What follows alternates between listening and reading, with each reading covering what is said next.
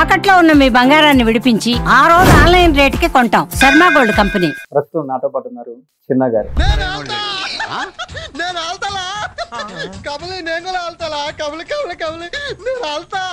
చిన్న నమస్తే. ఏమనిపిస్తుంది ఇండస్ట్రీకి వచ్చి 35 years అయింది కాబట్టి బ్యాక్ వెళ్ళి చూసి? నేను ఎప్పుడు చాలా సాధించాననే అనుకుంటా.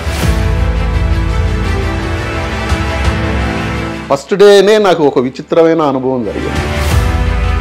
స్రవంతి మూవీస్ ఆఫీసు ఎవరు అన్నారు. కానీ ఆ టైంలో మీతో పాటు జర్నీ చేసిన వాళ్ళంటే శ్రీకాంత్ గారు. శ్రీకాంత్ అంటే శ్రీకాంత్ నాకు బాగా జూనియర్ ఇన్స్టిట్యూట్ లో. శ్రీకాంత్ ఇన్స్టిట్యూట్ చేసేటప్పటికి నేను మధురానగర్ లో సినిమా చేస్తాను. ఒక ముఖ్యమంత్రి మేనల్లుడు సినిమాల్లోకి వస్తున్నాము అంటే ఆయన ఒక మాట చెప్తే చాలు, కానీ మీరు అది అడ్వాంటేజ్ గా తీసుకోవచ్చు కూడా. కానీ ఎందుకు మీరు వద్దనుకున్నారు? ఆయన ఒక రోజు క్యాబినెట్ అందరిని నిలబెట్టి వాడెవరో తెలుసా అని అన్నాడు. సినిమా యాక్టర్ అండి చిన్న. నో, నా మేనల్లుడు. ఇండస్ట్రీలో రికమెండేషన్స్ మీద జరిగేది 0.1%. కానీ మీరు వచ్చిన టైంలో క్యాస్ట్ ఫీలింగ్ ఎక్కువ ఉండేదంట ఇండస్ట్రీలో. మా చిన్నప్పుడే మా ఫాదరు మా రిజిస్టర్స్లో రెడ్డి అని తీసేసాడు. ఒకటి మంచి memorable moment with Balayya Babu అంటే ఇద్దరం ఒకే కూపేలో ఎక్కాం. రింగ్ చేద్దామని అన్నాడు. చేద్దాం బాబు. చిరంజీవి గారు ఒకసారి నన్ను పార్టీకి పిలిస్తే వెళ్ళాను. ఏంటన్నా అందరూ వస్తారు, నువ్వు ఎక్కువ రావు ఎందుకని అన్న. సరే మిమ్మల్ని నేను అక్కడ చూస్తాను. ఇంద్రాల డైలాగ్ లాగా సింహాసనం మీద కూర్చునే అధికారం అక్కడ అయింది, ఇక్కడ ఈ ఇంద్రసేనుడు అనేలాగా. Love marriage arranged marriage? Arranged అని ఆమెకి ఒక్కటే చెప్పేవాడు నేను, నువ్వు ఉన్నన్ని రోజులు నిన్ను వదిలిపెట్టి ఎక్కడికి పోను.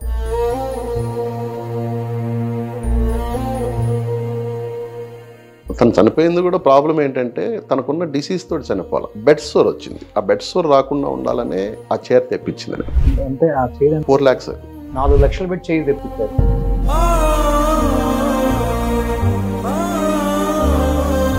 లాస్ట్ వర్డ్, నేను ఇంకా బతకనేవానండి అని అంది. ఒకటే మాట నాతో మాట్లాడిన లాస్ట్ వర్డ్.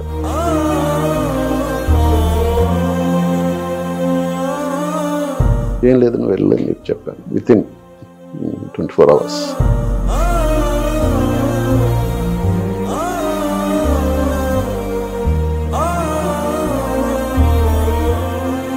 ఇద్దరు పిల్లలు పెళ్ళిగలేదు కదా? ఇద్దరు లవ్ మ్యారేజ్. ఇద్దరిని యాక్సెప్ట్ చేశాం. ప్రతిరోజు బాధపడేది ఎప్పుడంటే 9 గంటల దాకా చేస్తారు షూటింగ్. బ్యాగులు తీసుకొని డోర్ తీసి చూసిన వెంటనే ఒక 2 minutes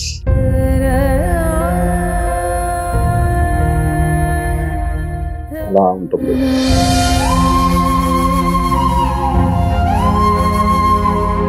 డైలీ పూజ చేసుకొని స్టార్ట్ చేస్తాను డే అన్నారు, చూసారా? అది మటుకు చాలా నచ్చింది. Day starts with that only.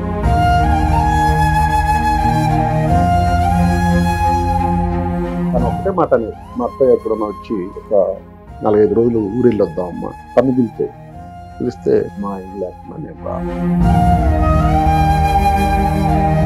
మా ఇంట్లో వస్తేనే వస్తా.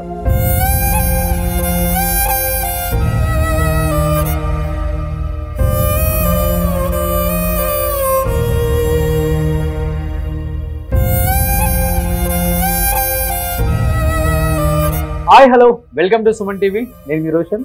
ప్రస్తుతం నాతో పాటు ఉన్నారు చిన్న గారు. సో చిన్న గారు అంటే మీ అందరికీ 1989 శివ సినిమా గుర్తుంటే దాంట్లో నాగార్జున గారు, అమలా గారు ఎంతమంది గుర్తున్నారో, దాంట్లో పనిచేసిన ప్రతి ఆర్టిస్ట్ కూడా అందరికీ గుర్తుంటారు. చిన్న గారు కావచ్చు, గొల్లపూడి మారుతీరావు గారు, నిర్మలమ్మ, రామ్ జగన్ గారు, శుభలేఖ సుధాకర్ గారు.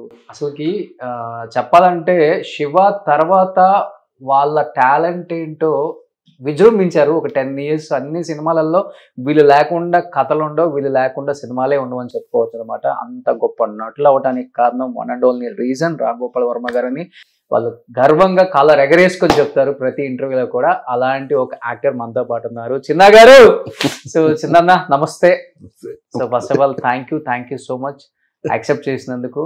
ఎందుకంటే 1980s 90s ఆర్టిస్టులు కొంతమంది బులితెరలో అలరిస్తూనే ఉన్నారు, లైక్ మీలాంటి వాళ్ళు. కానీ చాలా మంది వర్క్ లేక ఇంట్లోనే ఉంటూ ఏదో పర్సనల్ బిజినెస్ చేసుకుంటూ బయటికి ప్రొఫైల్ కనపడకుండా దాక్కొని బతుకుతున్న వాళ్ళని కూడా చూస్తున్నాం మనం.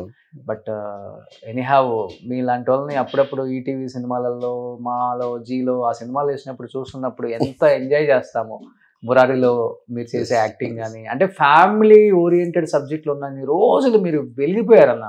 ఈ తర్వాత ఈ పాన్ ఇండియా వచ్చిన తర్వాత పాపం ఇలాంటి ఆర్టిస్టులు అందరూ కనుమరుగైపోయారు. అసలు ఉన్న డైరెక్టర్లు కూడా గుర్తించట్లేదు. ఎనీహావ్ గోల్డెన్ డేస్ అని చెప్పుకోవచ్చు. మీరు అందరూ చూసింది. ఇప్పుడు దాంతో పోల్చుకుంటే అసలుకి మనం నక్కకి నాగలోకానికి ఉన్నంత తేడా ఉంది. మార్కెటింగ్ డబ్బులు ఇవన్నీ పక్కన పెడితే మీరు చేసిన సినిమాలు, మీరు అనుభవించిన అదంతా అది వేరే విషయం. ఏమనిపిస్తుంది? ఇండస్ట్రీకి వచ్చి 35 years అయింది కాబట్టి బ్యాక్ వెళ్ళి చూసుకుంటే ఆరుగుంట జితేందర్ రెడ్డి అనే నేను ఈ స్థాయికి వచ్చాను అనేది ఆ కష్టం సుఖం గురించి ఏం చెప్తారు? నేను ఎప్పుడు చాలా సాధించాననే అనుకుంటా.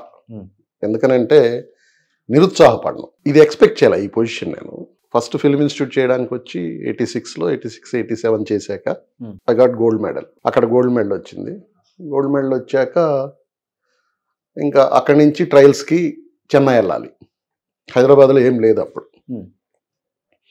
చెన్నై వెళ్ళాక, చెన్నై కూడా కొత్త నాకు అప్పుడు. మా ఊరు చెన్నైకి దగ్గర అయినా చెన్నై కూడా కొత్తే. చెన్నైకి వెళ్ళాక కొద్ది రోజులు ట్రై చేద్దాం అసలు ఏంటి అని. దీంట్లో చెన్నైలో ఏంటంటే మా ఫాదర్ వాళ్ళ అన్న ఆడిటర్గా ఉండేవాళ్ళు. ఓకే. ఆయనకి సినిమా వాళ్ళతో కొంచెం లింక్స్ ఉన్నాయి. మా ఫాదరు వాళ్ళ ఇంట్లో తీసుకెళ్ళి పెట్టారనమాట. పెడితే ఆయనకి ఇది ఇష్టం లేదు, ఇండస్ట్రీ అనేది ఇష్టం లేదు. ఎందుకు వాడిని అలా పాడు చేస్తారు, ఇంటి దగ్గర హ్యాపీగా వ్యవసాయం ఉంది, సినిమా థియేటర్ ఉంది, 25 acres ల్యాండ్, పొలంలోనే ఇళ్ళు, ఊర్లో థియేటరు. ఓకే. అయితే పైగా మా అమ్మ వాళ్ళు నేదురుమల్లి వాళ్ళు, నేదురుమల్లి జనార్దన్ రెడ్డికి సిస్టర్. అవును, పెద్ద ఫ్యామిలీయే. ఎందుకు అలా పాడు చేస్తారు అని చెప్పి సరే ఉండమని అన్నట్టుగా కాదనలేడు కదా బ్రదర్స్ అన్ను. ఉన్నాను. ఫస్ట్ డేనే నాకు ఒక విచిత్రమైన అనుభవం జరిగింది. ఈవినింగ్ ఆ ఇంటి దగ్గర నుంచి, అది ఎల్డామ్స్ రోడ్లో ఉండేది ఇల్లు, పక్కనే ఊరినే నడుచుకుంటూ అసలు చూద్దాం వాట్ ఈస్ మెడ్రాస్ అనేది అసలు కూడా అది ఏమి తెలియదు. ఫస్ట్ డే ఈవినింగ్ అలా నడుచుకుంటూ వస్తుంటే ఆ వీనస్ స్టూడియో పక్కన కుర్రాళ్ళంతా ఒక గుంపు ఉన్నారు. కొంచెం తెలుగు మాట్లాడుతున్నట్టుగా అనిపించింది. దగ్గరికి వెళ్ళి ఏంటి ఇది అంటే, స్రవంతి మూవీస్ ఆఫీసు, మహర్షిస్ మూవీకి ఇంటర్వ్యూస్ జరుగుతున్నాయి. అప్పటికి జ్యోతిచిత్ర వీటిల్లో వస్తూ ఉంటాయి కదా, కొత్త వాళ్ళతో చేస్తున్నారు ఇలాంటి న్యూస్లన్నీ. నేను మళ్ళీ గబగబా ఇంటికి వెళ్ళి నా దగ్గర ఒక 2-3 ఫోటోలు తీయించుకున్నాను. అవి పట్టుకొని నేను కూడా గేట్ లోపలికి ఎంటర్ అయ్యాను. ఓకే. ఎంటర్ అవుతానే ఈ వంశీ గారు ఎదురయ్యారు, పెద్ద వంశీ గారు. ఎదురయ్యి ఎవరు అని అన్నాడు. సార్ నేను ఆర్టిస్ట్ని సార్, ఫోటోలు ఇద్దాం. ఏం లేదు, బయటెళ్ళు అని అన్నాడు. షాక్ అనమాట అసలు. అది ఫస్ట్ అనుభవం నాకు. ఇదేంటి ఇలా ఉంటుందా ఇండస్ట్రీ అని చాలా నిరుత్సాహంగా అక్కడి నుంచి బయట వస్తుంటే వేమూరు సత్యనారాయణ గారు, production executive and production designer వాళ్ళ మూవీస్ అన్నిటికీ. ఓకే. ఇది చూశాడు ఆయన, గబగబా వచ్చాడు. బాబు ఇలా రా అని అన్నాడు. నువ్వు ఎవరు అని అంటే ఆర్టిస్ట్ సార్. ఇలా రా అని చెప్పి లోపలికి తీసుకెళ్ళి కూర్చోబెట్టి ఫోటో మీద అడ్రస్ అయి రాయించి నేను ఉంటే కబుర్ చేస్తాను వెళ్ళు అంటే ఆయన కూడా ఫీల్ అయ్యాడు పాపం. అలా స్టార్ట్ అయింది నా జర్నీ. ఓకే. అలా స్టార్ట్ అయిన జర్నీ ఒక 1 రోజులు 2 నెలలు అక్కడ మా పెదనాన్న గారి ఇంట్లో ఉన్నాను. ఆయన మాట్లాడు, సాయంత్రం వెళ్ళొచ్చాక ఎక్కడికి వెళ్ళావు, ఏమైనా ట్రై చేసావా, అసలు మాటే కరువు. ప్లస్ వాళ్ళ ఇంట్లో కొంచెం డిసిప్లైన్గా టైమింగ్స్, మన సినిమాకి ఏమో టైమింగ్స్ ఉండదు. షార్ప్గా 7కి 8కి వెళ్ళి పడుకోవాలి. ఓకే. మనకేమో డైరెక్టర్ దగ్గర వెళ్తే ఎప్పుడు కలుస్తారో తెలియదు, ఎప్పుడు కలవరో తెలియదు. వీటి అన్నిట్లో చూసి ఇది కరెక్ట్ కాదేమో అని చెప్పి బయట వచ్చేసి మా ఫ్రెండ్స్, నాతోటి ఇన్స్టిట్యూట్ చేసిన ఫ్రెండ్స్ అప్పటికే రూమ్ తీసుకొని, పాత ఫ్రెండ్స్, కొత్త వాళ్ళు కూడా నాతోటి చేసిన వాళ్ళు కూడా 1-2 ఉన్నారు. ఒక 5 మంది, 750 రూపీస్ రూమ్. ఓకే. ఒక రూము, ఒక చిన్న కిచెన్ లాంటిది, ఒక వరండా పైన, రంగరాజపురం. రంగరాజపురం. అక్కడి నుంచి ఎదురుగా వినయ్ అని డైరెక్టర్, వినయ్ కుమార్. అప్పట్లో ఒకటిసారి 2 సినిమాలు చేశారు. ఆయన ఎదురుగా ఇంట్లో ఉండేవాడు. మా ఇంటి కింద నుంచి చూస్తే చిన్న డాబా హౌస్, ఇది 4th ఫ్లోర్ మాది. ఆ డాబా హౌస్లో డైరెక్టర్ ఎన్బి చక్రవర్తి గారు ఉండేవాళ్ళు. మేమున్న ఇంట్లోనే అప్పటి వరకు శంకరాభరణం రాజలక్ష్మి గారు ఉండి ఖాళీ చేసి వెళ్ళిపోయారు. కింద ఒక సినిమా ఆఫీస్ ఉండేది. సినిమా ఆఫీస్ ఉంటే వాళ్ళని బతిమాలుకొని చిన్న పీపీ నెంబర్ ఒకటి పెట్టుకొని ఆ రూమ్లో నా ప్రస్థానం స్టార్ట్ అయింది. 5-6 మన శ్రీకాంత్ గారు వీళ్ళందరూ రూమ్మేట్స్ ఎవరు మీకు ఇప్పుడున్న ఉన్న వాళ్ళల్లో పెద్దగా ఎవరు లేరు. వాళ్ళల్లో నేనే కొంచెం బాగా హైప్కి వచ్చింది. కానీ ఆ టైంలో మీతో పాటు జర్నీ చేసిన వాళ్ళంటే ఇన్స్టిట్యూట్ కావచ్చు, లేకపోతే సినిమా రంగంలో ఫస్ట్ అవకాశం కోసం వచ్చి, అదే మీరు ఒక గుంపు ఉందన్నారు కదా, మధురానగర్ లో కూడా మీరు శ్రీకాంత్ గారు. శ్రీకాంత్ నాకు బాగా జూనియర్ ఇన్స్టిట్యూట్ లో. నేను శ్రీకాంత్ ఇన్స్టిట్యూట్ చేసేటప్పటికి నేను మధురానగర్ లో సినిమా చేస్తున్నాను. ఓకే, ఆల్రెడీ కమిట్ అయి ఉన్నాను. అప్పుడు శ్రీకాంత్ వచ్చి నేను తీసుకెళ్లి గోపాలరెడ్డి గారికి కూడా పరిచయం చేసింది. కానీ మీరు ఒక మాట అన్నారు, అమ్మ నేదురుమల్లి వాళ్ళ కూతురు అంటే ఆడపడుచు, మేనమామ chief minister of Andhra Pradesh, combined స్టేట్కి సొంత మేనమామ, ఒక ముఖ్యమంత్రి మేనల్లుడు సినిమాల్లోకి వస్తున్నాము అంటే ఆయన ఒక మాట చెప్తే చాలు, ఒక ఎన్టీఆర్ గారికో, ఒక ఏఎన్ఆర్ గారికో, ఒక కృష్ణ గారికో, మా చెల్లెల కొడుకు సొంత, మా ఓడికి రెడ్ కార్పెట్ వేసి మంచి అవకాశాలు ఇప్పించే బాధ్యత మీదని చెప్పే అంత చనువు ఉంది.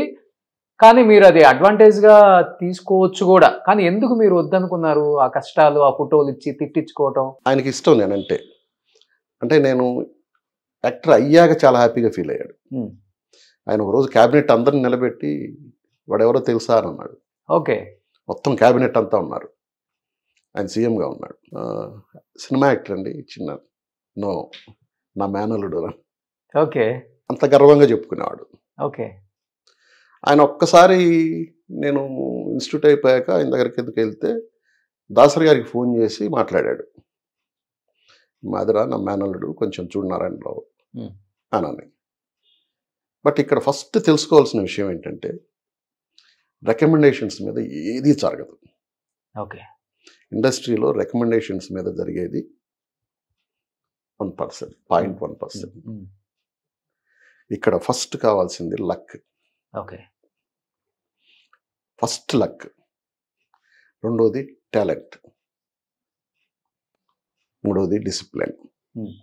ఈ 3 మనకుంటే ఈ లక్ అనేది ఏంటంటే సక్సెస్. సినిమా సక్సెస్ అవ్వాలి, అందులో నేను చేసిన క్యారెక్టర్ సక్సెస్ అవ్వాలి. These all are depends on luck. రెండోది టాలెంట్. ఓకే, టాలెంట్ అనేది ఏంటంటే మనల్ని ప్రూవ్ చేసుకోవాలి. ఇంకొక అవకాశం వస్తే చేసుకుంటానంటే కుదరదు. నీకు వచ్చిన అవకాశాన్ని నువ్వు వాడుకోవాలి. మూడోది బిహేవియర్. మనం ఎంత ఎదిగినా ఒదిగి ఉండాలి. ఇవన్నీ అంత పెద్ద కుటుంబంలో పుట్టారు కాబట్టి చూసి నేర్చుకొని వచ్చారు. ఇక్కడికి వచ్చాక నేర్చుకున్నా. ఎందుకంటే ఇది ఒక మహాసముద్రం. ఇది దీంట్లో రకరకాల మనుషులు, రకరకాల ప్రవర్తనలు ఇవన్నీ ఉంటాయి. దీంట్లో ఈదడం అనేది ఇట్స్ నాట్ ఈజీ థింగ్. అలా ఈతూ ఉన్నాం ఇంకా. ఓకే, ఇండస్ట్రీలో ఎలా ఉండేది గౌరవం? అదే ముఖ్యమంత్రి గారి మేనల్లుడు చిన్న అనేది గట్టిగా పాకింది ఆ టైంకి? నేను ఎవరికి చెప్పేవాడిని కాదు అసలుకి. నేను రెడ్డి అని కూడా ఎవరికి తెలియదు. నేను ఎవరికి చెప్పేవాడిని కాదు. ఆఫ్టర్ నా పిల్లలు రెడ్డి అని పెట్టుకున్నారు. దాని తర్వాత మెల్లమెల్లగా ఈ మన సోషల్ మీడియాలోనే అవుట్ అయింది. కానీ నేను అసలు, ఎందుకంటే మా చిన్నప్పుడే మా ఫాదరు కమ్యూనల్ ఫీలింగ్ ఉండకూడదని మా రిజిస్టర్స్లో రెడ్డి అని తీసేసాడు. ఓకే, జితేంద్ర అనే ఉంటుంది నాది. అఫిషియల్ నేమ్స్ అన్ని జితేంద్ర అనే ఉంటుంది, bank accounts, pan cards. Reddy అని చిన్నప్పుడే తీసేసాడు నాన్నగారు. ఓకే, ఈ చిన్న అనే పేరు నాకు యాదృచ్ఛికంగా ఇప్పుడు శివాలో వచ్చింది. కానీ మీరు వచ్చిన టైంలో క్యాస్ట్ ఫీలింగ్ ఎక్కువ ఉండేదంట ఇండస్ట్రీలో. మిమ్మల్ని అడగలేదా ఎవరు మీరు ఏ కులం అని? నిజంగా చెప్పండి. అడగల ఎవరు అంత.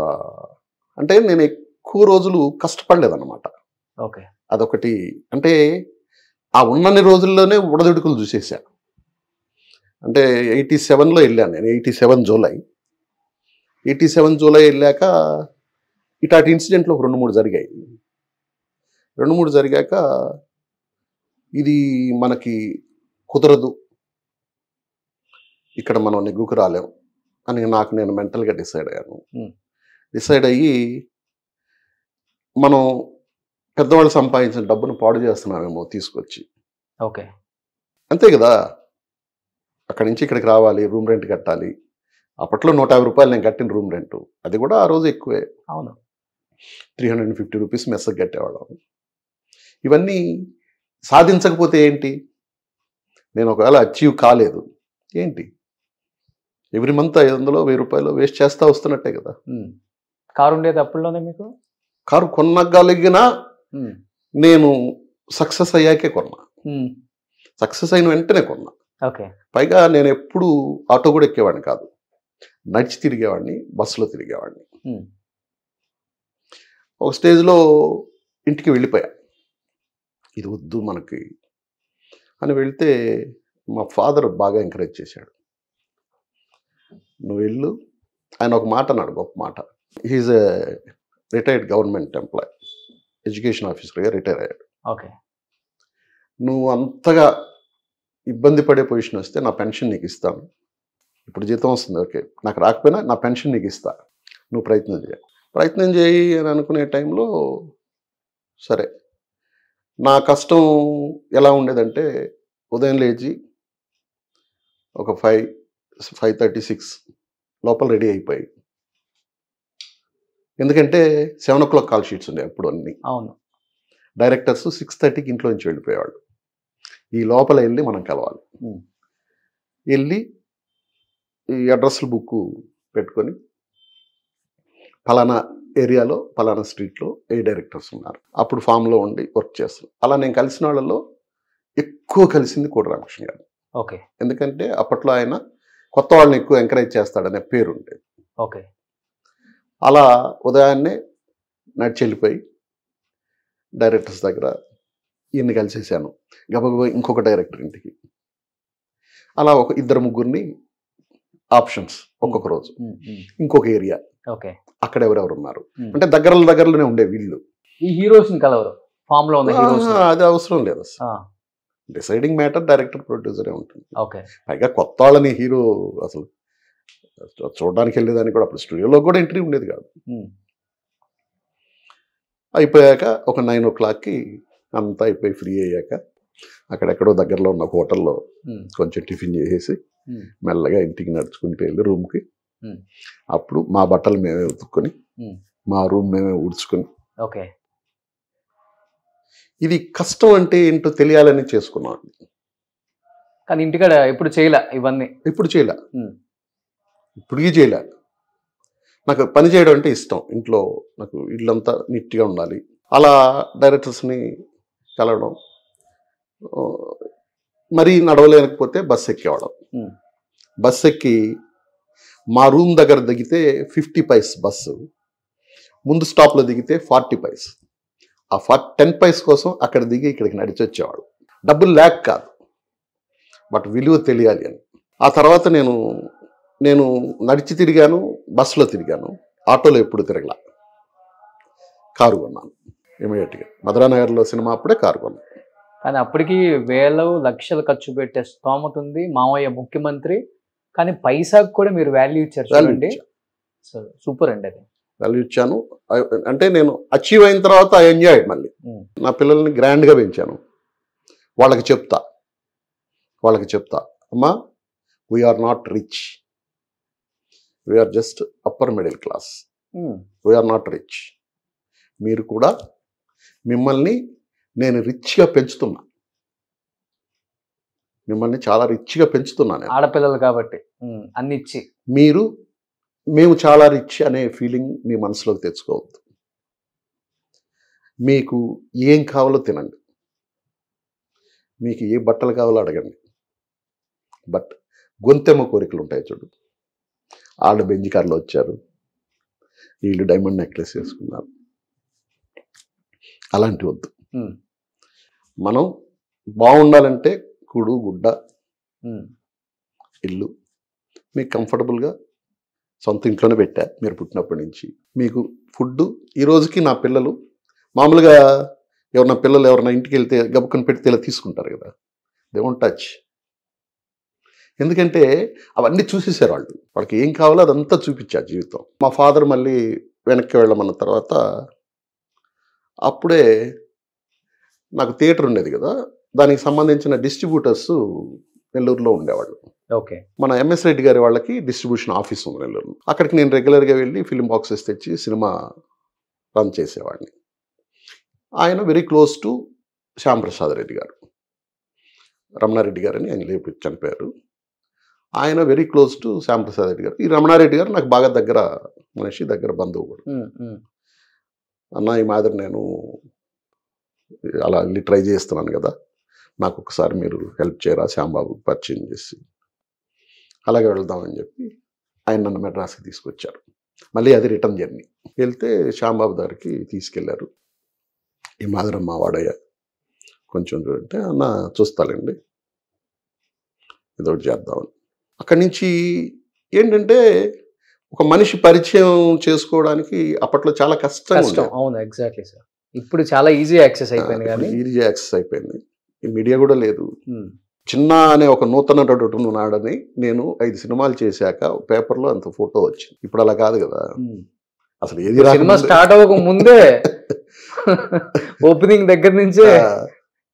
అయితే అలా శ్యాంప్రసాద్ రెడ్డి పరిచయం అయ్యాక ఇంకా ప్రతిరోజు లేచి పనులన్నీ అయిపోయాక వాళ్ళని కలిసి శ్యాంప్రసాద్ రెడ్డి ఆఫీస్కి వెళ్ళి ఆయన సార్ అయ్యమ్మ బాగున్నావు, ఆయన పొలైట్గా ఉండేవాడు, బాగున్నావని బాగున్నాను ఆ మేనేజర్స్ వాళ్ళతోటి. ఎందుకంటే ఒకరి ద్వారా ఒకరు ఎవరైనా పరిచయం అవుతారేమో. ఇంకొకటి మీ మామగారు చీఫ్ మినిస్టర్, వాళ్ళ మామగారు కూడా చీఫ్ మినిస్టర్. కోట్ల ఇటేమో కోట్ల ఫ్యామిలీ, ఇటేమో నేదరమల్ల ఫ్యామిలీ. మేబీ ఎక్కడో అయ్యి ఉంటుంది కనెక్షన్. అయితే ఆయన అప్పుడు సత్యారెడ్డి గారని డైరెక్టర్, ఆయనది మా నెల్లూరే. సత్యారెడ్డి గారికి ఫోన్ చేసి సత్య ఏదన్నా ఉంటే మన అడిగి చూడని అంటే ఆయన దగ్గరికి వెళ్ళా. అలా పరిచయం అయిన వాళ్ళని అందరినీ వదిలేవాడు కాదు. ప్రతిరోజు వెళ్ళి 1 గంట అక్కడ కూర్చొని ఎవరో మేనేజర్లు పరిచయం అవుతారు. ఎందుకనంటే ఇప్పుడు ఎక్కడన్నా బయట షూటింగ్ జరుగుతుంది, అక్కడికి వెళ్తే ఆ మేనేజర్ కనిపించాడు, ఏం బాబు బాగున్నావా అని అన్నాడు అనుకోండి, అసలు ముందు ఆ ఎంట్రీ దొరుకుతుంది అక్కడికి. కానీ మీరు చూడటానికి చాలా బాగుంటారు, మంచి హైట్, మంచి ఫేస్, మంచి ఫిజిక్, హీరోగా చేసేంత కట్అవుట్ ఉంది. మీరు అనుకుంటే, లేకపోతే మామయ్య గారు చీఫ్ మినిస్టర్ కాబట్టి ప్రొడ్యూసర్స్ వస్తారు, డిస్ట్రిబ్యూటర్లు వస్తారు, డైరెక్టర్స్ వస్తారు, ఓన్గా ప్రొడక్షన్ స్టార్ట్ చేసి కూడా 2-3 సినిమాల్లో మిమ్మల్ని ఏంటో ప్రూవ్ చేసుకునే వరకు కూడా తీసుకెళ్ళచ్చు. కానీ ఎప్పుడన్నా బాగా అనిపిస్తుంది ఇవన్నీ తలుచుకున్నప్పుడు, అడపా నాకు తగ్గ క్యారెక్టర్లు నేను చేయలేకపోయాను, అంటే వేరేలాగా చేసి ఉండొచ్చు కదా. అంటే నాకు ఫస్ట్ థింగ్ ఏంటంటే హీరోగా చేయడం ఎందుకో వద్దనుకున్నా. ఎందుకంటే 1-2 ఫ్లాప్లు అయితే ఈయన మొత్తం బ్లేమింగ్ అంతా నా మీదకే వచ్చేస్తుంది. పక్కన పెట్టేశారు అనుకోండి, ఇంకా మళ్ళీ క్యారెక్టర్స్ పిలుస్తారో లేదో తెలియదు. వీటన్నిటిలో నేను సెలెక్ట్ చేసుకున్న పందా ఏంటంటే 2 హీరోలు 3 హీరోలు, అదర్వైజ్ కథకి ప్రాధాన్యం ఉండేది, లేకపోతే హీరోయిన్ని ముందు పెట్టి నేను వెనక. అలాంటి సినిమాయే పుట్టింటి పట్టుచీర. అవును, సురేష్ యమునా గారు. ఆ అమ్మాయిదే కథ అంతా, బట్ నడిపించేది నేను. ఓకే. బోయిన్ సుబ్బారావు గారు డైరెక్టర్. అవును, బాగుంటుంది సినిమా, పెద్ద హిట్. నాకు ఇప్పటికీ శివ, పుట్టింటి పట్టుచీర ఈ 2 పిల్లర్స్. రాత్రి అవన్నీ తర్వాత వచ్చేసాయి. మనీ ఆంటీ అవన్నీ తర్వాత వచ్చేసాయి. అందుకని నేను హీరో వద్దు మనకి, ఇలా 2 హీరోలు 3 హీరోలు అలా చేసుకుంటూ వచ్చాను అనమాట. ఎవరు మీ టైంలో మీకు కాంటెంపరీస్ అంటే ఎవరని చెప్తారు? సురేష్ నేను క్లోజ్గా ఉండేవాళ్ళం. ఓకే. పుట్టింటి పట్టుచీర తర్వాత సురేష్ నేను కలిపి 3-4 సినిమాలు చేశాను. వాళ్ళ సొంత ఫిలిం కూడా ఒకటి చేశాను. ఓకే. వాళ్ళ నాన్న డైరెక్టర్. ఓకే. అల్లరిపిల్ల చేశాను తర్వాత. అలా సురేష్తో కొంచెం బాగుండేది అప్పట్లో. ఎవరైనా కానీ నేనేంటంటే నాకంటే సీనియర్ అయితే నాకంటే పెద్దాడనే ఫీల్ అయ్యేవాడిని. ఓకే. ఎందుకంటే అప్పటికే సురేష్ నా 50 సినిమాలు చేస్తున్నాడు. ఈజ్ అ బిగ్ మ్యాన్ అనే ఫీలింగ్ ఉండేది నాకు. ఓకే. మనం కొత్త కదా, మీకంటే ఒక ఫ్రెండ్ సర్కిల్ ఏం లేదుగా సపరేట్ సినిమాకి సంబంధించి లేదు నాకు. అస్సలకి నాకు ఎందుకంటే ఇష్టం లేదా, లేకపోతే మందే పెద్ద ఫ్యామిలీ మనకి కాదు. ఒక ఇది ఉంటుందా? నాకు ఫ్యామిలీకి ఎక్కువ ఇంపార్టెన్స్ ఇచ్చేవాడిని. ఇప్పటికీ కూడా నాకు అంటే హైదరాబాద్ షిఫ్ట్ అయ్యాక మన ఫిల్మ్నర్ క్లబ్లో మెంబర్షిప్ అయి తీసుకున్నాను. అది కూడా నా కేఎస్ రామారావు బలవంతంగా ఇప్పించారు నాకు. తీసుకొని వద్దు సార్ అన్నా కూడా నాకు అలవాట్లేదని. మేకప్ వన్స్ తీసాక నా ఇల్లు, నా పిల్లలు, ఓకే, నా వైఫ్, ఇది తప్పితే ఇంకేం తెలియదు నాకు. మేకప్ లో ఉన్నప్పుడు క్లోజ్ ఎవరు ఉండరు. ఇప్పుడు కూడా నేను ఏంటంటే రాజా అన్న, మీరు, సుబ్బలేఖ సుధాకర్ గారు, సుధాకర్ గారు ఇప్పటికీ బర్త్డే రోజు ఫోన్ చేస్తాడు. ఆయన ఇక్కడికి వస్తే హీ లవ్స్ టు డ్రింక్.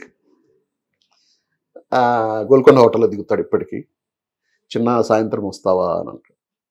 వస్తాను సార్ అని వెళ్ళి కూర్చొని మంచి ఫుడ్, ఆయన బ్లాక్ లేబుల్ అవుతాడు, నా కోసం నా డ్రింక్ తీసుకొచ్చి పెట్టిస్తాడు, మంచి ఫుడ్. ఒక 2-3 క్రికెటర్స్ అండ్ ఫ్రెండ్స్ ఉన్నారు, ప్లస్ రామ్ జగన్ బాగా క్లోజ్. ఓకే, కూర్చొని ఎప్పుడైనా 2 months 6 months ఒకసారి ఆయన వచ్చినప్పుడు పిలుస్తాడు. అది అంతవరకే. కానీ ఎక్కువ టైము నాకు 3 ప్లేస్లే తెలుసు ఇక్కడ. ఇప్పుడు అంతకుముందు అయితే 2, షూటింగు, ఇల్లు షూటింగ్. ఇప్పుడు 3వది ఆ క్లబ్లో కొంచెం పైగా ఇప్పుడు తను కూడా లేదు కాబట్టి కొంచెం ఇంట్లోనే ఒక్కడనే కూర్చొని ఫీలింగ్ లేకుండా నలుగురితో ఏదో మాట్లాడుకుంటూ కొద్దిసేపు ఉండి ఈవినింగ్ మళ్ళీ ఇంటికి వచ్చేస్తాను. నాకు పబ్బులు తెలీదు, నైట్ క్లబ్బులు తెలియదు, ఈ డాన్సింగ్ పబ్బులు తెలియదు. మీరు ఇప్పుడు ఒక బార్కి వెళ్దాం అని అడిగినా కూడా ఎక్కడ బార్ ఉందనేది సెర్చ్ చేసుకుని వెళ్ళాలి. వేరే ఫ్రెండ్స్ సినిమాకి సంబంధించి నేను కొంచెం శ్రీకాంత్తో క్లోజ్గా ఉండేవాడు. ఏదైనా పార్టీ ఏది ఉంటే వాళ్ళ ఇంటి వరకు వెళ్ళేవాడిని, అంతే, ఇంకెక్కడికి. ఓకే సార్, ఇప్పుడు మీ టైంలో కుటుంబ కథా చిత్రాలు ఎక్కువ వచ్చాయి. సో ఒక మురారి కానీ, అంటే కూర్చొని ఫ్యామిలీ అంతా చూసి ఎంజాయ్ చేసుకునే టైప్ సినిమాలు చాలా చేశారు మీరు కూడా. అప్పుడు ఎలా ఉండేది ఆ హీరోలతో? అందరూ స్టార్ హీరోలు, ఇప్పుడు లైక్ మహేష్ బాబు కావచ్చు, ఎన్టీఆర్, అందరూ బాగుండేవాళ్ళండి. నేను చేసిన పెద్ద హీరోల్లో నాగార్జున కొంచెం రిజర్వ్డ్గా ఉండేవాళ్ళు. ఆయన మామూలుగా స్వతహాగా కూడా అంతే. ఆయన బాలయ్య చాలా జోవియల్, ఓకే, చాలా అంటే చాలా చిన్నపిల్లలాగా అయిపోతాడు. ఒకటి మంచి memorable moment with Balayya Babu అంటే, నేను ఇక్కడ షూటింగ్ ఉంటే వస్తున్నాను, ఆయన బ్రహ్మణి గారి మ్యారేజ్ కార్డు సెలెక్ట్ చేయడానికి వస్తున్నాడు. ఇద్దరికి టికెట్స్ వేయమన్నాడు. ఇద్దరికి ఫస్ట్ క్లాస్ కూపే ఒకటి ఏమంటే దొరకలే ఆ రోజు కూడా. నేను జనార్దన్ రెడ్డి గారు వైజాగ్ ఎంపీగా ఉన్నారు, ఆయన పిఏకి ఫోన్ చేసి ఎంపీ కోటాలో టికెట్స్ అలాట్ చేయించుకొని ఇద్దరం ఒకే కూపేలో ఎక్కాం. ఇద్దరం ఒకే కూపేలో ఎక్కితే ఆయన వస్తానే దేవుడి ఫోటోలు అవి పెట్టుకున్నాడు. ఈలోపుగా కాకినాడ నుంచి రాజమండ్రి వచ్చాం. రాజమండ్రిలో పెద్ద క్యారియర్ వచ్చింది, వేరే ప్రొడ్యూసర్ ఎవరో పంపించారు, కొండా కృష్ణరాజు గారు. డ్రింక్ చేద్దామని అన్నాడు. చేద్దాం బాబు, ఈజ్ వెరీ లిమిటెడ్. ఒక 2 డ్రింక్స్ అయ్యాక భోంచేద్దామా అన్నాడు. ఏంటి సేమ్ బ్రాండ్? సేమ్ బ్రాండ్ అప్పటి నుంచి. ఓకే, భోంచేద్దామా అన్నాడు. నేను ఇంకోటి తీసుకుంటాను బాబు. ఓకే, కానీ తీసుకున్నాము, భోంచేసాము. భోంచేసాక మంచి కబ్బా అంటారు తెలుసా, ఇక్కడ పాకెట్ ఉంటుంది. అవును అవును అవును. అవి వాళ్ళ మామ వేస్తారంట. మా మామ దగ్గర కొట్టుకొచ్చాను ఇది. ఇద్దరు సరదాగా తీసుకు ఆయన తినిన తర్వాత ఫస్ట్ క్లాస్ ఏసీలో అటెండర్ ఉంటాడు. ఈయనే ప్లేట్ తీసుకెళ్ళి ఆ డస్ట్ అంతా డస్ట్బిన్లో వేసి ప్లేట్ వాష్ చేసుకుని, ఆయన చేశాడు కాబట్టి ఇంకా నేను కూడా వెనక ఓకే వెళ్ళి నేను వాష్ చేసుకుని వచ్చేది పెట్టుకున్నాక, నువ్వు పైన పడుకుంటావా కింద పడుకుంటావా? మీరు బాబు నేను పైన పడుకుంటాను. పడుకోండి. నేను కింద పడుకున్నాను, ఆయన పైన పడుకున్నాను. నాకు ఒక 3:30కో ఎప్పుడు మెలకు వచ్చింది. మెలకు వచ్చి ఇట్లా వేసి చూస్తే నా కాళ్ళ దగ్గర కూర్చుని పంచాంగం చదువుతున్నారు. చక్కని లేసానమాట. బాబు మీరు ఇక్కడ పడుకో పడుకో అని అన్నాడు. అది కాదు బాబు, నీకు అర్లీగా లేచే అలవాటు ఉందా మామూలుగా జనరల్గా? లేదు బాబు, లేట్గానే లేస్తాను. మరి పడుకో అని అన్నాడు. నాకు ఆయన కాళ్ళ దగ్గర కూర్చుంటే ఏదోగా ఉంది. నేను పైకి వెళ్ళి పడుకుంటాను బాబు, మీరు కంఫర్ట్గా కూర్చోండి ఇక్కడ. ఓకే, వెళ్ళి పైకి వెళ్ళి. Is a very practical man.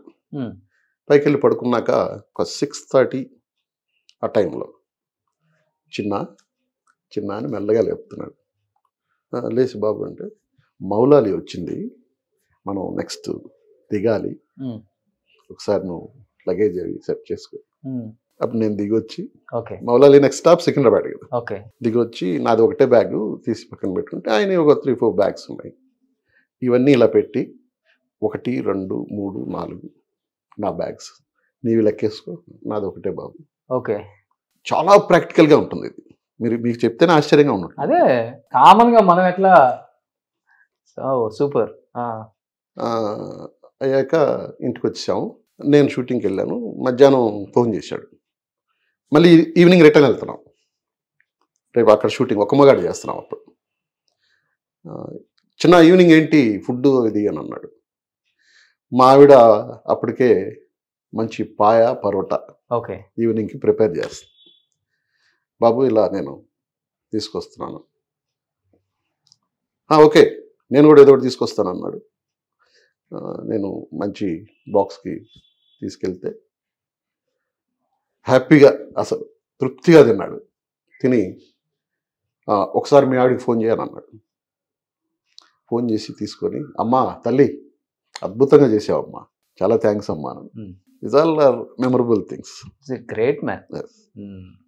ఆయన గురించి ఇంకా భలే చెప్తారు ఆర్టిస్టులు చాలా మంది. చాలా జోయల్గా ఉంటాడు ఆయన. అంటే కోపం ఎక్కువే, అది మన బిహేవియర్ని బట్టి కూడా ఉంటుంది కదా. ప్రేమ ఎక్కువ ఉన్న కోపం కూడా ఎక్కువ ఏముంది దాంట్లో.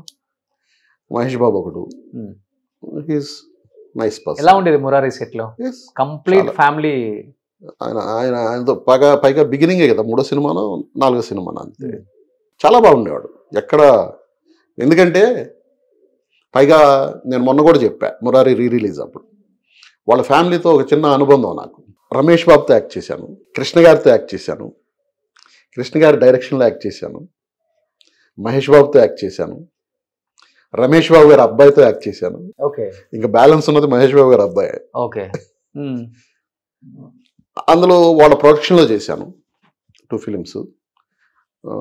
ఆశేష్ గిరిరావు గారు, బంగారాయ్ గారు అంట. He's nice gentlemen. ఆయనకి నోట్లోంచి మాట కూడా రాదు. మనం ఏదైనా రెమ్యునరేషన్ అడిగితే తగ్గించుకోవచ్చు కదా అని అడగడం కూడా రాదు ఆయనకి. అంత మంచి ప్రొడక్షన్ టీమ్ అది. అక్కడ ఉండే కుర్రాళ్ళందరూ కూడా మా ఏజ్లోనే ఉండేవాళ్ళు. అందుకని పైగా హనుమంతరావు గారి పిల్లలు నాకు బాగా క్లోజ్. ఓకే, ప్రసాద్ బాబును నర్సయ్య.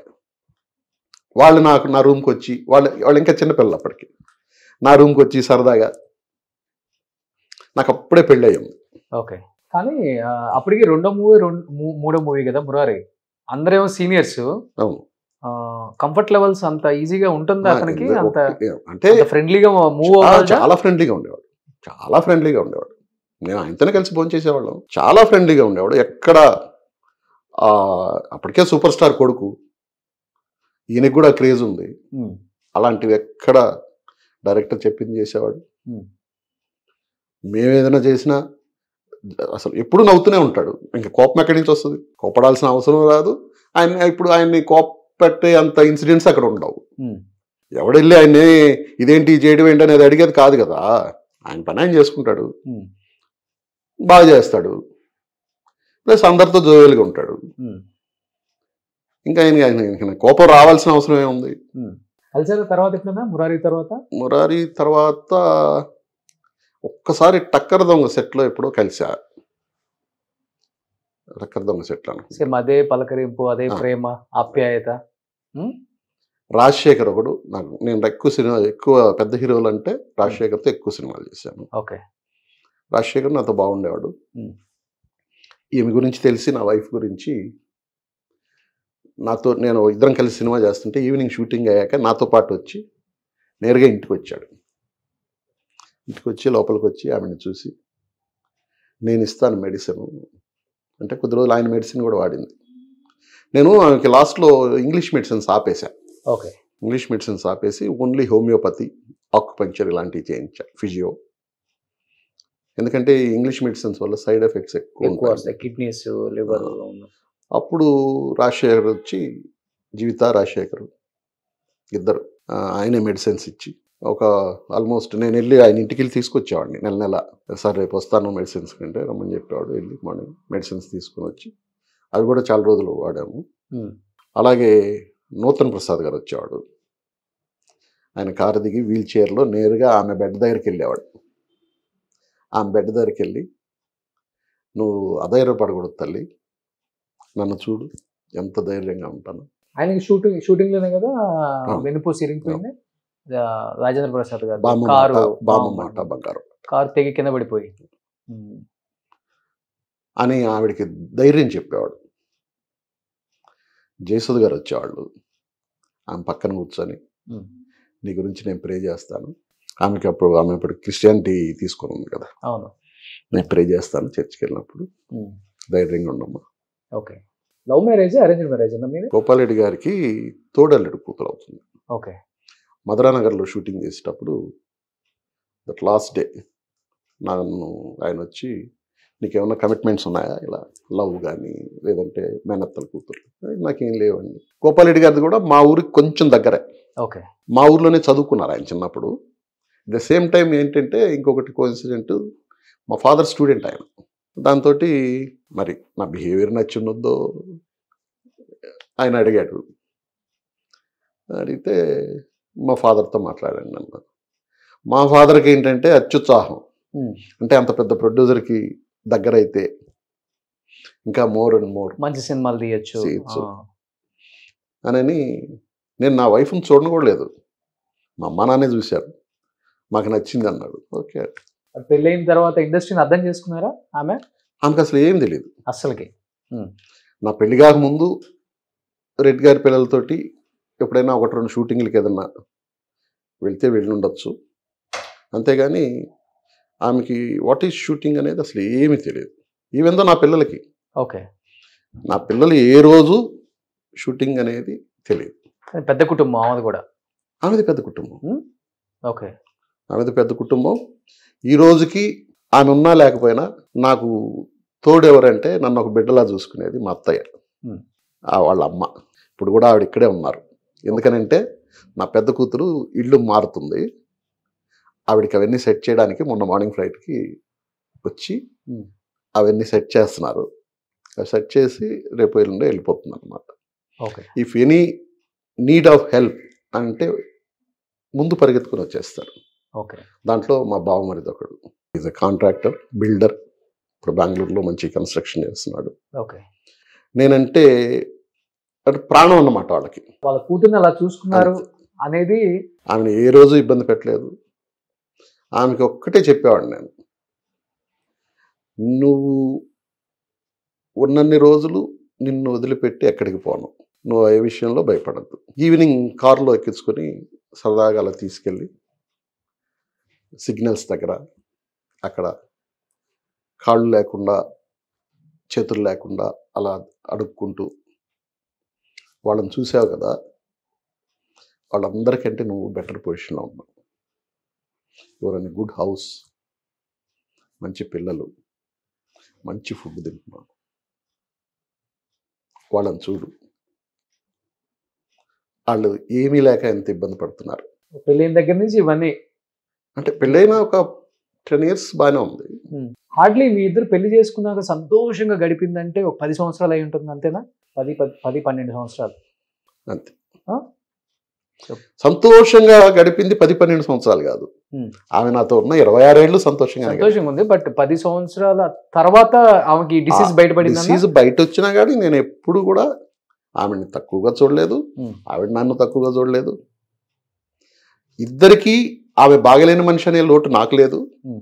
నాకు బాగలేదనే లోటు ఆమెకి లేదు. అంటే ఫస్ట్ హెల్త్ చెకప్ అప్పుడు బయటపడిందా డిసీజ్ ఉందా? అవును. ఏంటిది అనుకున్న డిసీజ్? దాన్ని మల్టిపుల్ స్క్లిరోసిస్ అంటారు. ఓకే. ఆమెకి ఫస్ట్ ఐ ప్రాబ్లం వచ్చింది. Hmm. ఆ రోజు 97 అనుకుంటా, దీపావళి ఊరెళ్ళాము. అప్పుడు చెన్నైలో ఉన్నా. ఊరెళ్తే రాత్రి అంతా టపకాయలు అవి కాల్చారు. మార్నింగ్ లేసి మళ్ళీ చెన్నై షూటింగ్కి ఏదో వెళ్ళాలి. బయలుదేరుతుంటే నాకు కొంచెం కన్ను మసగ్గా ఉందండి, ఒక కన్ను అని. ఓకే. అంటేను రాత్రి ఇవన్నీ కాల్చారు కదా, ఆ పొగ ఇది ఉంటుందేమోలే చూద్దామని చెప్పున్నాను. నేను అప్పుడు మాలేసి ఉన్నా అయ్యప్ప డ్రెస్. చెన్నై వెళ్ళిపోయాక చిన్న పాప షీఈస్ 3 months or 4 months. అంతే. తనకి వ్యాక్సిన్ వేయించడానికి తీసుకెళ్ళాను. డాక్టర్ దగ్గరికి వెళ్ళి వ్యాక్సిన్ వేయించి, ఆ డాక్టర్ పక్కనే ఐ హాస్పిటల్ ఉంది చిన్నది. అదేదో అన్నావు కదా చూపించుకొని వెళ్దాం పదా ఉరికినే క్యాజువల్గా అని క్యాజువల్గా తీసుకెళ్ళి కూర్చోబెట్టి, ఈ కన్ను ఈ మాదిరి కొంచెం మసగ్గా ఉంది, ఈ కన్ను మూసి చూడమంటే టోటల్ బ్లైండ్. ఏం కనిపిస్తుంది అంటే నాకేం కనిపించట్లేదంట. షాక్. నేను ఏం అర్థం కాలే అసలు. కనిపించకపోవడం ఏంటి, బాగా చూడాను అన్నాడు. నాకేం కనిపించట్లేదంట ఈ కన్ను మూస్తే. అప్పుడు డాక్టర్ కూడా కంగారు పడ్డాడు. ఆయన ఏదో గబగబా ఒక ఇంజెక్షన్ ఇచ్చాడు. మీరు ఇమీడియట్గా విజయ ఐ హెల్త్ కేర్ అక్కడికి పెద్ద హాస్పిటల్ అక్కడికి తీసుకెళ్ళమంటే అప్పటికప్పుడు నైట్ అక్కడ నాకు ఫ్రెండ్స్ సర్కిల్ అంతా ఉంది. అర్లీ అపాయింట్మెంట్ తీసి మార్నింగ్ 8 o'clock కల్లా మొత్తం చెకప్స్ అన్నీ చేయించి ఎంఆర్ఐలకి కరెక్ట్గా ఒక 11-12 లోపల there is no problem with eye, కన్నుతో ఏ రకమైన ప్రాబ్లం లేదు, ఇమీడియట్లీ కాంటాక్ట్ న్యూరాలజిస్ట్ అని చెప్పి రాశారు. ఓకే. అప్పుడు అక్కడి నుంచి అపోలోలో నా ఫ్రెండ్స్ ఉంటే వాళ్ళకి ఫోన్ చేసి అక్కడ మేజర్ డాక్టర్ని అపాయింట్మెంట్ తీసుకొని అక్కడికి తీసుకెళ్ళి ఆయన ఏం చేశాడు, చెక్ చేశాక ఎంఆర్ఐ రాశాడు. ఆయన బ్రెయిన్ ఎంఆర్ఐ రాశాడు. ఇది ఇక్కడైతే లేట్ అవుతుంది, నేను మళ్ళీ ఈరోజు ఊరు వెళ్ళిపోతున్నాను, నేను వేరే దగ్గరికి సజెస్ట్ చేస్తాను, అక్కడికి వెళ్ళి తీయించుకురమ్మంటే అక్కడికి వెళ్ళి తీసుకొచ్చి ఈయనకి చూపించే లోపలే ఆయన మెడిసిన్స్ అన్ని కూడా రాసేసి ఉన్నాడు. ఓకే. అంటే he expected what is the problem అనేది. అప్పుడే ఆమె చెప్పింది, నాకు కొంచెం కాళ్ళు ఇబ్బందిగా ఉంటుంది, నడిచేటప్పుడు ఏదో బ్లింక్ అవుతున్నట్టు. అదేం కాదులేమ్మా, 1 నెల 2 నెలలకి అవి టోటల్గా క్లియర్ అయిపోయింది. ఓకే. అయిపోయాక చెన్నై నుంచి ఇక్కడికి 99లో షిఫ్ట్ అయ్యాను. షిఫ్ట్ అయ్యే రోజు అందరం వస్తున్నాము ట్రైన్కి. తను స్టేషన్లోకి వచ్చాక ఆ మూటలన్నీ ఉంటాయి కదా, వాటి మీద కూర్చుండిపోయి నేను నడవలేకపోతున్నాను ఎందుకని అంది. కొద్దిసేపు కూర్చొని మళ్ళీ లిఫ్ట్ చేసి తీసుకెళ్ళిపోయి మామూలుగా ఎక్కించాను. ఇక్కడికి వచ్చాక తనకి అప్పటికే స్టెరాయిడ్స్ వాడేస్తుంది ఆ ఐకి సంబంధించి. ఇక్కడికి వచ్చాక వద్దని అప్పుడే హోమియోపతిది స్టార్ట్ చేశాను.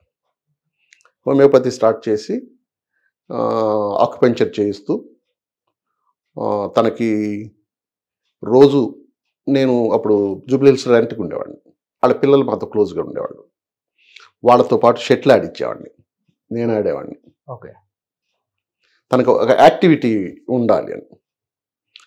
దీంట్లో ఒక 2 years ఆక్యుపెంచర్ ఇవి చేయించుకుంటూ వచ్చాక ఒకరోజు నాతో పెద్దగా గొడవ పెట్టుకుంది. నన్ను నువ్వు డాక్టర్స్ కరెక్ట్గా చూపించట్లేదు, ఈ పిన్నులు పొడిపించి నన్ను రోజు టార్చర్ చేస్తున్నావు. అలా కాదు అని అంటే వినకపోతే అప్పుడు డాక్టర్ అపాయింట్మెంట్ తీసుకొని చూపిస్తే ఆయన ఏదో మెడిసిన్స్ రాశాడు. ఆయన చాలా పెద్ద ఆయన, ప్రాబ్లమా సార్ అంటే నడవకపోతే ప్రాబ్లం కదా అన్నట్టు కోపంగా అరిచాడు, కానీ వాట్ ఈజ్ వాట్ అనేది చెప్పలా. ఆయన కూడా స్టెరాయిడ్స్ పెట్టాడు మరి. ఓకే. ఆ స్టెరాయిడ్స్ పెట్టినప్పుడు వాళ్ళు ఆ ఫుడ్ టేకింగ్ కేర్ అంతా చెప్పారు, కానీ ఈయన ఏం చెప్పలా. ఈమెకి దాని మీద గ్యాస్ దీనివల్ల ఆకలి అనుకొని తినేస్తుంది. అయ్యో. వెయిట్ పెరిగిపోయింది 3-4 kgs సడన్గా. ఈ మెడిసిన్స్ వాడుతుంది. ఈ మెడిసిన్స్ వాడే దీంట్లో అగైన్ స్టార్టెడ్ ఒక చిన్న ప్రాబ్లం విత్ హ్యాండ్స్. ఈ హ్యాండ్స్ కొంచెం షివర్ అవ్వడం అలాంటి. ఇది ఏంటా అని చెప్పి అప్పుడు నాకు తెలిసిన డాక్టర్ సర్కిల్ ఫ్రెండ్స్కి వెళ్ళి అమెరికాకి ఫోన్ చేయించి ఇది పొజిషను, దాని పేరు ఎంఎస్ అంటారు. అంటేను వాళ్ళు అక్కడి నుంచి ఇది ఒక టిపికల్ డిసీజు, ఎందుకు వస్తుందో తెలియదు, ఎలా ఉంటుందో తెలియదు, దెర్ ఈజ్ నో మెడిసిన్. అయ్యో. దీన్ని మీకు కావాలంటే కొంచెం ఇంటర్నెట్లో చెక్ చేయండి అని అంటే అప్పుడు నేను వచ్చి ఇంటర్నెట్ అంతా ఓపెన్ చేసి యూఎస్ నుంచి బుక్స్ తెప్పించా దానికి సంబంధించి. నేను చూస్తే ఫస్ట్ ఈ ఐ డ్రాప్ అనేది జరుగుతుంది ఆ డిసీజ్ వస్తే. దాని తర్వాత కాళ్ళు కానీ చేతులు కానీ పడిపోతాయి. పడిపోవడం అనేది కాదు, కొంచెం ఇన్బ్యాలెన్స్. ఓకే, నడవలేం. దాంట్లో ఇంకో రకరకాల ప్రాబ్లమ్స్ రాశారు. అలాంటివన్నీ ఆమెకి ఏం రాలే. తర్వాత అప్పుడు చూశాక అప్పుడు బెంగళూరులో నిమ్హాన్స్ అని చాలా పెద్ద హాస్పిటల్, అక్కడ ట్రీట్ చేయించి మళ్ళీ వాళ్ళు స్టెరాయిడ్సే పెట్టారు. ఇంకా అక్కడి నుంచి ఇంగ్లీష్ మెడిసిన్ టోటల్గా ఆపేసి హోమియోపతి.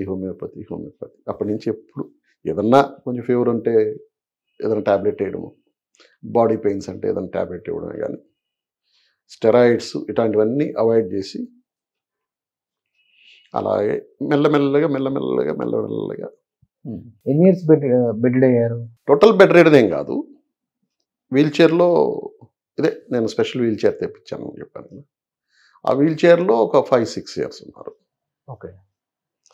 తను ఇంకొకటి మేజర్ ఇన్సిడెంట్ ఏం జరిగిందంటే, నేను పాత ఇంట్లో ఉన్నప్పుడు నేను మార్నింగ్ ఎప్పుడు పని పిల్ల ఉంటుంది ఇంట్లో, పని అమ్మాయి ఎవరో ఒకరు ఉంటారు, అబ్బాయి కానీ అమ్మాయి కానీ. నా పెళ్ళైన రోజు నుంచి ఆ పని పాప ఏదో పని నుండి ఒక 2 days ఊరు వెళ్ళింది. మా అత్తమే పంపిస్తుంది ఆ పని వాళ్ళని కూడా కావాలి. ఊరు వెళ్తే ఆ రోజు మార్నింగ్ నేను షూటింగ్కి వెళ్తున్నాను, పిల్లలు స్కూల్కి రెడీ అయ్యి వెళ్ళిపోయారు. నేను షూటింగ్కి వెళ్తూ వేరే సర్వెంట్ మేడ్ వచ్చి పని చేశాను. వాళ్ళ పాప ఉంది, ఈ పాపను దగ్గర పెట్టుకో అని అంటే ఏం వద్దులేండి అని అంది. లేదు గబ్బుకు నీకు ఏదన్నా ఇబ్బంది అయితే మళ్ళీ అని చెప్పి ఆ పాపను దగ్గర పెట్టుకో అంటే సరేలే అంది. నేను షూటింగ్కి వెళ్ళిపోయాను. నాకు మొత్తం మళ్ళీ క్యారియర్ అన్నీ భోజనం వండి పంపించి తను భోంచేసి ఆ పాపని నువ్వు ఇంటికి వెళ్ళి 4 గంటలకు రా అంటే ఆ పాప వెళ్ళిపోయింది. తను డోర్ బోల్ట్ పెట్టుకొని వెళ్ళి బెడ్రూమ్లో పడుకున్నాక ఒక 2-2:30 టైంలో పిల్లలు స్కూల్ నుంచి వస్తారు కదా, వాళ్ళకి ఏదైనా స్నాక్స్ ప్రిపేర్ చేద్దామని లేచి కూర్చొని పడిపోయింది. షీఈస్ ట్రైంగ్ టు గెటప్, లేవలేకపోతుంది. ఆల్మోస్ట్ 15-20 minutes ట్రై చేసి లేవలేక అప్పుడు నాకు ఫోన్ చేసింది. అప్పుడు కూడా ఎంత పొలైట్గా చేసిందంటే, నేను ఒక మాట చెప్తాను, ముందు మీరు కంగారు పడకండి, నేను ఈ మధ్య బెడ్రూమ్లో పడుకొని లేచి వెళ్ళబోయి పడ్డాను, ఎందుకునో లేవలేకపోతున్నాను, ఫోన్ పక్కనే ఉంది. అదేంటి ఏనమ్మా, అదేంటి అంటే ట్రై చేయి ఒకసారి అని అంటే, లేదండి 20 minutes అయింది, ఈ లోపల పిల్లలు వచ్చేస్తారేమో భయపడతారని. అప్పుడు నేను బోరబండలో ఉన్నా. వితిన్ 10-15 minutes అక్కడి నుంచి ర్యాష్ డ్రైవింగ్లో వచ్చేసే లోపల పిల్లలు కూడా రాలా. ఇంకా అప్పటికి వచ్చి చూశాను, నా కిచెన్ విండో తీసుంది, కిచెన్ విండోలోంచి డైరెక్ట్గా బెడ్రూమ్ ఉంటుంది, అక్కడి నుంచి చూస్తే తను కనిపిస్తుంది. ఒకసారి ట్రై చేయి లేవడానికి అంటే, లేదండి లేవలేకపోతున్నాను. అప్పుడు మెయిన్ డోర్కి పక్కన గ్లాస్ విండో ఉండేది, ఆ గ్లాస్ బ్రేక్ చేసి లోపలికి పెట్టి బోల్టు నైస్గా ఓపెన్ చేసి నేను లోపలికి వెళ్ళి ఇలా పట్టుకొని లే అంటే మామూలుగా లేచేసింది. అప్పటి నుంచి తనకు సైకలాజికల్గా పడతానేమో లేవలేనేమో అనే ఒక ఫోబియా. అలా అలా అలా అలా మెల్లగా అసలు నేను నడవలేను, అంటే ఎక్కువ పడుకోవడం ఉండడం వల్ల ప్రాబ్లమ్స్ వస్తాయని నేను ఆ వీల్ చైర్ కూడా తెప్పించింది. ఆ వీల్ చైర్ నిలబెడుతుంది కూడా మనిషిని. ఎక్కడి నుంచి తెప్పించారు అన్నది? తైవాన్. ఎంత ఎంత ఆ చైర్ ఎంత? 4 lakhs. 4 లక్షలు పెట్టి చైర్ తెప్పించారు. ఓకే. వెళ్ళి మనం కంప్లీట్గా మనం నిల్చున్నట్టే నిల్చుంటుంది. మూవ్ చేస్తే అది ఎక్కడికి వెళ్ళాలో అక్కడికి వెళ్తుంది. ఆ హైట్లో ఏమన్నా పని కావాలంటే చూసుకొని మళ్ళీ లిఫ్ట్ చేస్తే మళ్ళీ కిందకి మెల్లగా కూర్చుంటుంది. చనిపోయే వరకు వీల్ చైర్లోనే ఉన్నారు. ఇంకా వీల్ చైర్లో ఉన్నారు. లాస్ట్ 5 years టోటల్గా వీల్ చైర్లోనే ఉన్నారు. లాస్ట్ ఒక 1 year బాగా కొంచెం ఇబ్బంది పడ్డారు. చిన్న పిల్లలాగా అయిపోయారు. నేనే అన్ని 2 years బేబీని ఎలా చాకాలో, నేను షూటింగ్కి వెళ్ళే లోపల, నేను షూటింగ్కి వెళ్ళాలంటే అట్లీస్ట్ నేను 7కి వెళ్ళాలంటే ఒక 3:30, 4కి లేచి ఆమెను రెడీ చేసి, ఆమెను డ్రెస్ చేసి, ఆమెను బెడ్ మీద కూర్చోబెట్టి, పిల్లలు ఉంటే పిల్లలకి మమ్మీకి ఏం కావాలి చూడండి అని పని పల్లరాడు ఉండేవాడు. అంత ప్రేమగా చూసుకున్నారు. లాస్ట్ స్టేజ్లో తను అలా చూసినప్పుడు ఏమనిపించింది అన్న? వేరే అమ్మాయిలు తెలియదు, ఇండస్ట్రీలో ఇంత పెద్ద పేరు ఉంది, పెద్ద కుటుంబం, అన్ని ఆస్తులు ఉన్నాయి, కానీ భార్య జీవితం అనుకొని, పిల్లలే జీవితం అనుకొని, కుటుంబమే జీవితం అనుకొని బతికిన వ్యక్తి మీరు. అంటే లాస్ట్ ఇలా జరుగుతుందని కూడా నేను ఎక్స్పెక్ట్ చేయలే. తను చనిపోయింది కూడా ప్రాబ్లం ఏంటంటే తనకున్న డిసీజ్ తోటి చనిపోవాలి. బెడ్ సోర్ వచ్చింది. ఆ బెడ్ సోర్ రాకుండా ఉండాలనే ఆ చైర్ తెప్పించింది. ఆ బెడ్ సోర్ అంటే తెలుసు కదా. అవును. బెడ్ సోర్ వస్తే దానికి కూడా మెడిసిన్స్ ఇప్పించాను. బట్ మాకు తెలియకుండానే ఇంటర్నల్గా బాగా డ్యామేజ్ అయిపోయింది. అది బయటికి కనిపించట్లా. అది ఒక్కసారిగా బర్స్ట్ అయింది. తీసుకెళ్ళాను. అప్పటికి చాలా హ్యాపీగా ఉంది. 4 రోజులు ఉంది హాస్పిటల్లో. రోజు నేను ఫుడ్ తీసుకెళ్ళేవాడిని క్లబ్ నుంచి. వాళ్ళందరికీ ఏం తినేది కాదు. మా అత్తయ్య ఉండేది కూడా. మంచి రూమ్లో టీవీ గీవీ అన్నీ పెట్టించాను. నా సీరియల్స్ వస్తుంటే చూసుకుంటుండేది. నేను వెళ్ళాక కథ అంతా చెప్పేది. అయిపోయాక డాక్టర్ ఉండి ఇంటికి తీసుకెళ్ళండి, కొద్ది రోజులు ఉన్నాక అది ఆపరేట్ చేశారు. దాన్ని గ్రాఫ్ట్ చేద్దాం, స్కిన్ వేసి గ్రాఫ్ట్ చేశాక మనం ఇంకొంచెం క్విక్ రికవరీ అవుతుంది. ఇంటికి తీసుకొచ్చాను. 10 రోజులు అయింది. 10 రోజుల తర్వాత తీసుకెళ్తే ఇంకొంచెం డ్రై అవ్వనివ్వండి అన్నాడు. ఇంకొక 10 రోజులు అని అంటే ఇంకొక 15 రోజుల దాకా ఇక్కడ నర్సుని అందరిని పెట్టాను. తీసుకెళ్తే గ్రాఫ్ట్ చేద్దాం అన్నారు. గ్రాఫ్ట్ చేశారు, తీసుకొచ్చారు. నేను ఐఎమ్ ప్రిపేరింగ్. మళ్ళీ తన ఇంటికి తీసుకొస్తే కింద బటక్స్కి ఆపరేషన్ జరిగింది. తను ఎలా బెడ్ అన్ని అరేంజ్ చేయాలి, ఐఎమ్ ప్లానింగ్ దట్. దీంట్లో ఉన్నాను అన్నమాట.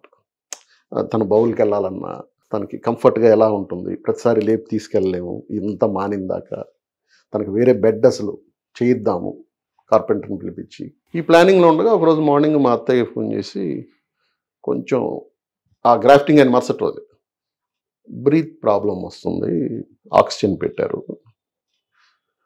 బ్రీత్ ప్రాబ్లం రావడం ఏంటి, ఇప్పుడే అడిగింది, నేను మా ఆయన్ని చూడాలి, ఒకసారి రమ్మని. నేను పరిగెత్తుకుని వెళ్తే అప్పటికే కొంచెం ఇబ్బంది పడుతుంది.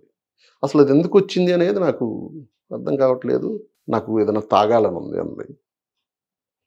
ఏం తాగుతావు అంటే గ్లూకోజ్ తాగుతాను, ఆరెంజ్ గ్లూకోజ్. గబగబా కిందకి పంపించి గ్లూకోజ్ తెప్పించి గ్లాసులో కలిపి నేనే ఒక 1 స్పూన్ పోస్తానే నన్ను చాలా చిరాగ్గా అరిచింది. అది కొంచెం చప్పగా ఉంది, స్వీట్గా కలపచ్చు కదా అని చెప్పి సరే మళ్ళీ కలిపి ఒక 3-4 స్పూన్స్ నేనే పోసాను. పోసాక ఇక్కడ ఆక్సిజన్ చాలట్లేదు, బ్రీత్ ఇదిగా ఉంది అని డాక్టర్కి ఇన్ఫార్మ్ చేస్తే ఐసీకి షిఫ్ట్ చేద్దాం సార్ అని అన్నాడు. నేను ఆ రెగ్యులర్ ఐసీలో ఉండను, నాకు మొన్న కూడా ట్రీట్మెంట్ బాగలేదని ఏదో చిరాకు పడ్డది. సరే స్పెషల్ ఐసీకి బెడ్ ఖాళీ చేయించమని చెప్పి అక్కడికి షిఫ్ట్ చేయడానికి స్ట్రెచ్చర్ వచ్చింది. స్ట్రెచ్చర్ మీద పడుకొని వస్తున్నాను. ఎందుకంటే నేను ఆమెతో వెళ్తుంటే జనాలందరూ కొంచెం పోగవుతున్నారు, ఎవరు సార్ ఏమైంది సార్ అని చెప్పి. అని ఆమెను తీసుకెళ్ళండి నేను వస్తున్నా అంటే నా చేయి పట్టుకొని నేను ఇంక బతకనేమోనండి అని అంది ఒకటే మాట. That is the last word, నాతో మాట్లాడిన లాస్ట్ వర్డ్. అందరు ఎవరితో అయినా మాట్లాడిన లాస్ట్ వర్డ్ అది. నా చేయబట్టుకొని నేను ఇంక బతకనేమో అన్నది. ఏం లేదు నువ్వు వెళ్ళు అని చెప్పాను. Within 24 hours.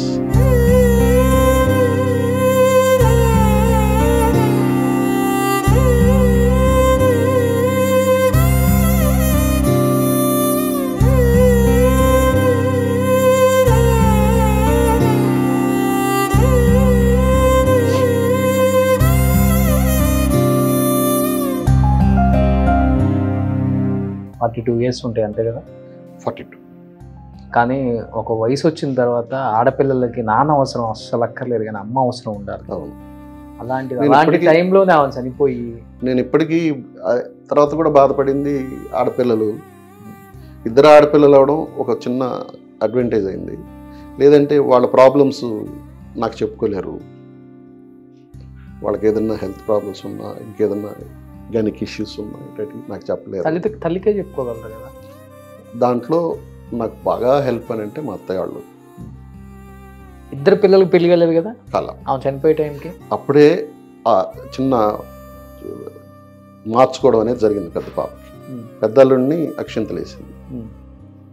పెళ్లి చూడలేదు, పెళ్లి చూడాల. పిల్లలు బయటకు వచ్చారన్నా అమ్మ చనిపోయింది, పెళ్లిళ్ళు కాలేదు, బాధ్యతలు, నాణ్యమైపోతాడు అంతగా ప్రేమించిన వ్యక్తి, వాళ్ళు కొంచెం డిప్రెషన్ లోకి వెళ్ళిపోయారు. మీరు డిప్రెషన్ లోకి వెళ్ళిపోయారు కదా ఫస్ట్ కొంత. నేను I went in a dark room కొద్ది రోజులు, కొన్ని ఇయర్స్, నో కొన్ని మంత్సే. అక్కడి నుంచి మెల్లగా నాకు నేనే రియలైజ్ అయ్యి తప్పు చేస్తున్నాను, ఇది కాదు అనుకుంటుండగా సడన్గా షూటింగ్లో బిజీ అయ్యాయి.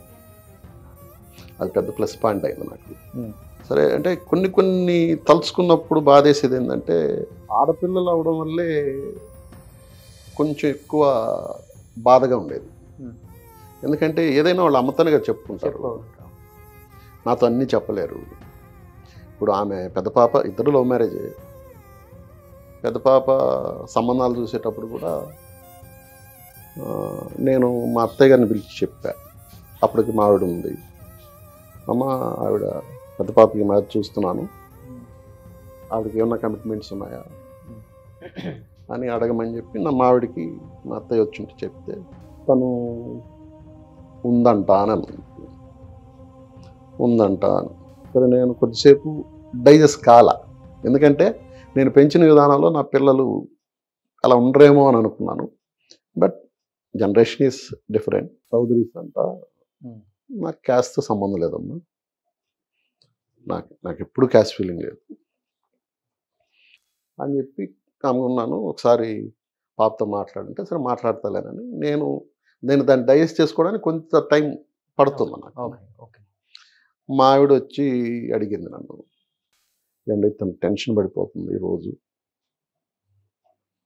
అంటే నేనేమంటాను, వాట్ ఈజ్ మై డెసిషన్, రోజు టెన్షన్ పడుతుంది దాని పాపం, అసలు నిద్ర పట్టట్లేదు, గ్యాస్ ప్రాబ్లం కూడా వచ్చింది అంటేను.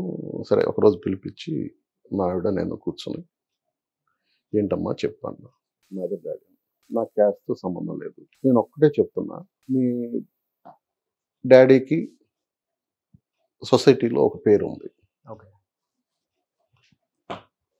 ఆ పేరు పోకుండా చూడాలి అని అంటేను, మీ పేరు పోగొట్టే అంత పని నేను ఎప్పుడైనా చేస్తానా డాడీ అని. ఓకే అమ్మా, నీ ఇష్టం చేసుకో, బట్ నా దగ్గరికి మీరిద్దరూ ఎప్పుడు కూడా నాకు ఇలా జరిగింది అలా జరిగింది ఇట్లాంటివి రాకూడదు. నీ లైఫ్ నువ్వే ఏదైనా ఉంటే నువ్వే అడ్జస్ట్ అవ్వాలి, సెట్ అవ్వాలి, ఒక ఆడపిల్లగా నువ్వే ఇది అవ్వాలి. ఇద్దరికి నేను చెప్పిన ఒక్క మాట ఏంటంటే, మీరు చిన్నప్పటి నుంచి చూస్తున్నారు, మీ అమ్మని చూసినట్టు ప్రతి ఒక్కరు చూస్తారని అనుకోవద్దు, మీ అమ్మని నేను చూసినట్టు ప్రతి ఒక్కరు చూస్తారని అనుకోవద్దు.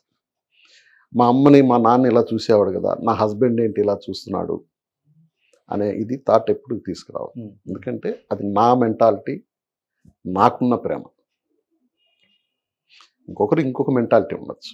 నువ్వు 3 గంటలకు లేపి నేను 3 గంటలకు లేచి నాకు నేను ఎక్కడికైనా వెళ్ళాలంటే తన పని అంతా చేసి నేను నా పని చేసుకుని వెళ్ళేవాడిని. ఎయిర్పోర్ట్కి 4-5కి వెళ్ళేవాడిని. 4-5కి లేవాలంటే నేను 3 గంటలకే లేవాలి, తను రెడీ చేయాలి, నేను రెడీ అవ్వాలి. ఇవన్నీ మీరు మీ హస్బెండ్స్ నుంచి ఎక్స్పెక్ట్ చేయదు. మీరు బాగుండాలి అని వాళ్ళకి ఓకే. నేను వాళ్ళిద్దరికి పెళ్లి చేసుకునేటప్పుడు నేను చెప్పింది అది. ఇద్దరు లవ్ మ్యారేజ్, ఇద్దరినే యాక్సెప్ట్ చేశాను. చిన్నల్లుడు రీసెంట్గా మ్యారేజ్ అయింది. సో తను రెడ్డి, తను బ్రాహ్మణ్. ఓకే. నేను నా చిన్న కూతుర్ని అడిగింది, తనకేమో 3 పూట్ల నాన్ వెజ్ ఉండాలి. మార్నింగ్ మా ఇంట్లో ఎప్పుడు అంతే, breakfast starts with non veg, dosa with నాటుకోడి. ఇంకా అక్కడి నుంచి evening mutton paya with parotta, ఇలా ఉంటుంది. ఓకే. మధ్యాహ్నం ఏదైతే అది. ఏంటమ్మా అంటే నాన్ వెజ్ తింటాడు డాడీ అని. ఓకే.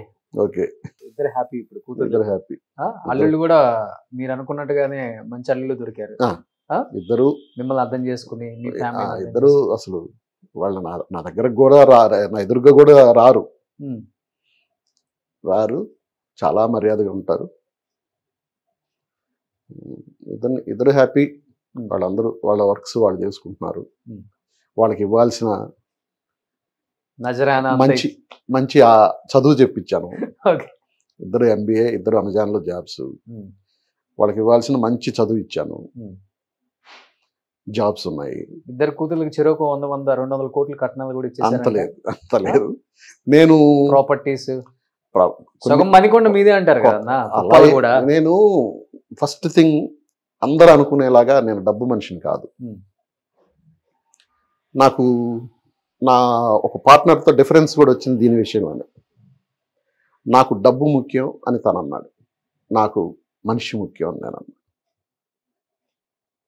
నాకు మనిషి ముఖ్యం అని అన్నా. నాకు బ్రతకడానికి సరిపడే డబ్బు ఉంటే చాలు అనేది ఇప్పటికీ నేను కోరుకునేది. ఇప్పుడు మనం ఉన్న ప్లేస్ 450 గజాలు ఇట్లాంటివి చాలా ఉన్నాయి కదా. మీ లేవు ఇప్పుడు నా దగ్గర, అన్నీ అమ్మేశారు అనుకోండి. ఏమి లేవు. నేను అడిషనల్గా కొంత ఇక్కడ రియల్ ఎస్టేట్ చేసిన దాంట్లో అందరూ నేను సంపాదించాను అనుకుంటారు. నేను ఎవరి దగ్గర రూపాయి తీసుకోలే. మన సినిమా వాళ్ళని అడగండి, ఎవరైనా నాకు మన సినిమా వాళ్ళకి ఒక 200 మందికి దాకా ఇప్పించుంటాను. ఓకే. ఎవరైనా చిన్నాకి నేను ఈ డబ్బులు ఇచ్చాను అని చెప్పమనండి. సో రియల్ ఎస్టేట్ టైకన్ అని చెప్పొచ్చు. అంటే నా ఇన్ఫ్లుయెన్స్ తోటి చేయించాను, అందరికి హెల్ప్ చేసి పెట్టాను. ప్లస్ నా ఇంట్లో ఖర్చు కూడా ఎక్కువ ఉంటుంది. ఫుడ్ అని కానీ, ఐఎమ్ ఏ బిగ్ హోస్ట్. నేను ఆ ఖర్చు ఎక్కువ. నేను దేనికి అంటే అపాత్ర దానం అనేది ఉండదు. ప్లస్ ఇంకోటి, నా సంపాదనలో సినిమా సంపాదన కాకుండా వేరే సంపాదనలో ఏదైనా ఉంటే 10% ఆఫ్ మనీ పక్కన తీసిపెట్టి ఆమె కోసమే మణికొండలో ఒక గుడి కట్టించాను. కొన్ని టెంపుల్స్కి వాళ్ళు ఏమడిగితే చేయించాను. ఊర్లో చాలా కాస్ట్లీగా నేను మా బావమర్ది కలిపి మహాలక్ష్మీదేవి గుడి కట్టించాము. సూపర్. Every year. ప్లస్ కొన్ని సోషల్ సర్వీసెస్, ఈ హాస్పిటలైజ్ ఉన్న వాళ్ళకి, లేదు ఏదన్నా బాగలేదన్న వాళ్ళకి, ఏదున్నా కానీ నాకు ఇప్పుడు నేను క్లబ్కి వెళ్తాను కదా, క్లబ్లో బాయ్స్ అందరూ ఉంటారు. వాళ్ళకి నేనంటే బాగా ఇది. ఎందుకనంటే నాకు అపోలోలో బాగా కొంచెం ఇన్ఫ్లుయెన్స్ ఉంది. ఆ పిల్లలందరికీ ఎప్పుడు వెళ్ళినా ఫ్రీ చెకప్ చేస్తారు. ఓకే. సినిమాలో సంపాదించిన రెమ్యునరేషన్ చూసి సీరియల్లో రెమ్యునరేషన్ చూడబుద్ధి అవుతుందా మీలాంటి వాళ్ళకి? అసలు నేను అసలు డబ్బు మనిషిని కాదన్నాను కదా. ఓకే, ఏదో పని చేయాలి అంతే. సో ఇప్పుడు నిన్ననే జరిగింది ఒక ఉదాహరణ. ఒక ప్రొడ్యూసర్ ఫోన్ చేశాడు, గెస్ట్ క్యారెక్టర్ ఒకరోజు చేయాలని లాస్ట్ ఇయర్ అడిగారు. లాస్ట్ ఇయర్ అడిగితే ఓకే, నేను గెస్ట్ అయితే I will take double the remuneration. రెగ్యులర్గా సీరియల్ తీసుకున్నాను. ఒకరోజే కదా, అలా లేకపోతే చేయనని అంటే చేయకుండా ఏం బాను అంటే, అలా అయితే చేస్తానంటే ఓకే అన్నారు, చేయించారు. అది గెస్ట్ అనుకున్నది ఏంటంటే రెగ్యులర్గా అప్పుడప్పుడు రావడం మొదలుపెట్టింది. ఇప్పుడు రేపు షూటింగ్ అదే. ఇప్పుడు సీరియల్స్లో అంటే సినిమాలో మీరు తీసుకున్న పర్ డే రెమ్యునరేషన్ అంటే అది 1,00,000 ఉంటుందా పర్ డేకి? అప్పుడు అంత లేవుగా. అంటే తర్వాత కూడా చేశారు కదా. తర్వాత అయినా మేము వచ్చేటప్పటికి కూడా అంత లేదు. మీరు తీసుకున్న టాప్ రెమ్యునరేషన్ అంటే పర్ డేకి 70,000 50,000. 50,000. అంటే ఇప్పుడు నేను దేవర ప్రసాద్ గారు ఆ రోజే నాకు అల్లుడా మజాకలో ₹1,00,000 రెమ్యునరేషన్ ఇచ్చారు. ఓకే. దట్ ఈస్ నేనున్న రంగరాజపురంలో ఒక 2 గ్రౌండ్ల స్థలం, అంటే ఒక 500 గజాల స్థలం వస్తుంది. అది ఇప్పుడు కొన్ని కోట్లు చేస్తుంది. ఓకే. ఆ డబ్బు ఆ రోజుకి ఎక్కువ. అవును. పైగా అర్లీ స్టేజ్ నాకు అసలు దాపరికం తెలియదు, ఇప్పటికీ కూడా దాపరికం తెలియదు నాకు. నేను జాతకాలు ఎక్కువ నమ్మను, కానీ నాకు ఒక చెప్పిన ఆయన ఒక 2 మాటలు చెప్పాడు, ఆ 2 బిలీవ్ చేస్తా. నీకు డబ్బు స్టోర్ ఉండదు, నీకు డబ్బు బ్యాంకులో నదిగో నా బ్యాలెన్స్ అనే స్టోర్ ఉండదు. దానివల్ల ఇబ్బందులు కూడా పడ్డారు కదన్నా, ఎందుకంటే హాస్పిటలైజ్ అయినప్పుడు కొన్ని కోట్లు ఖర్చు అయ్యి కొంత ఫైనాన్షియల్గా ఇబ్బంది పడి కొన్ని ప్రాపర్టీస్ కూడా అమ్ముకునే స్థాయికి వచ్చేసారు. ఒక దాదాపు హాస్పిటల్ బిల్లే 4-5 కోట్లు అయిందని విన్నాను నేను. అంత వెళ్ళలేదు, కానీ ఆ విషయంలో మా బావమరిది వాళ్ళు కూడా దే హెల్ప్ లాట్. ప్లస్ ఆమెకి ఇన్సూరెన్స్లు అవి ఉన్నాయి, బ్యాంక్ బ్యాలెన్స్ అలాంటివి చూసుకోవాలంటే ఉండదు. నువ్వు ఇప్పుడు ఏ లైఫ్ అయితే బతుకుతున్నావో నీ లైఫ్ లాంగ్ ఈ లైఫ్ ఉంటుంది. ప్లస్ అది చాలా ఇష్టమైన మాట నాకు.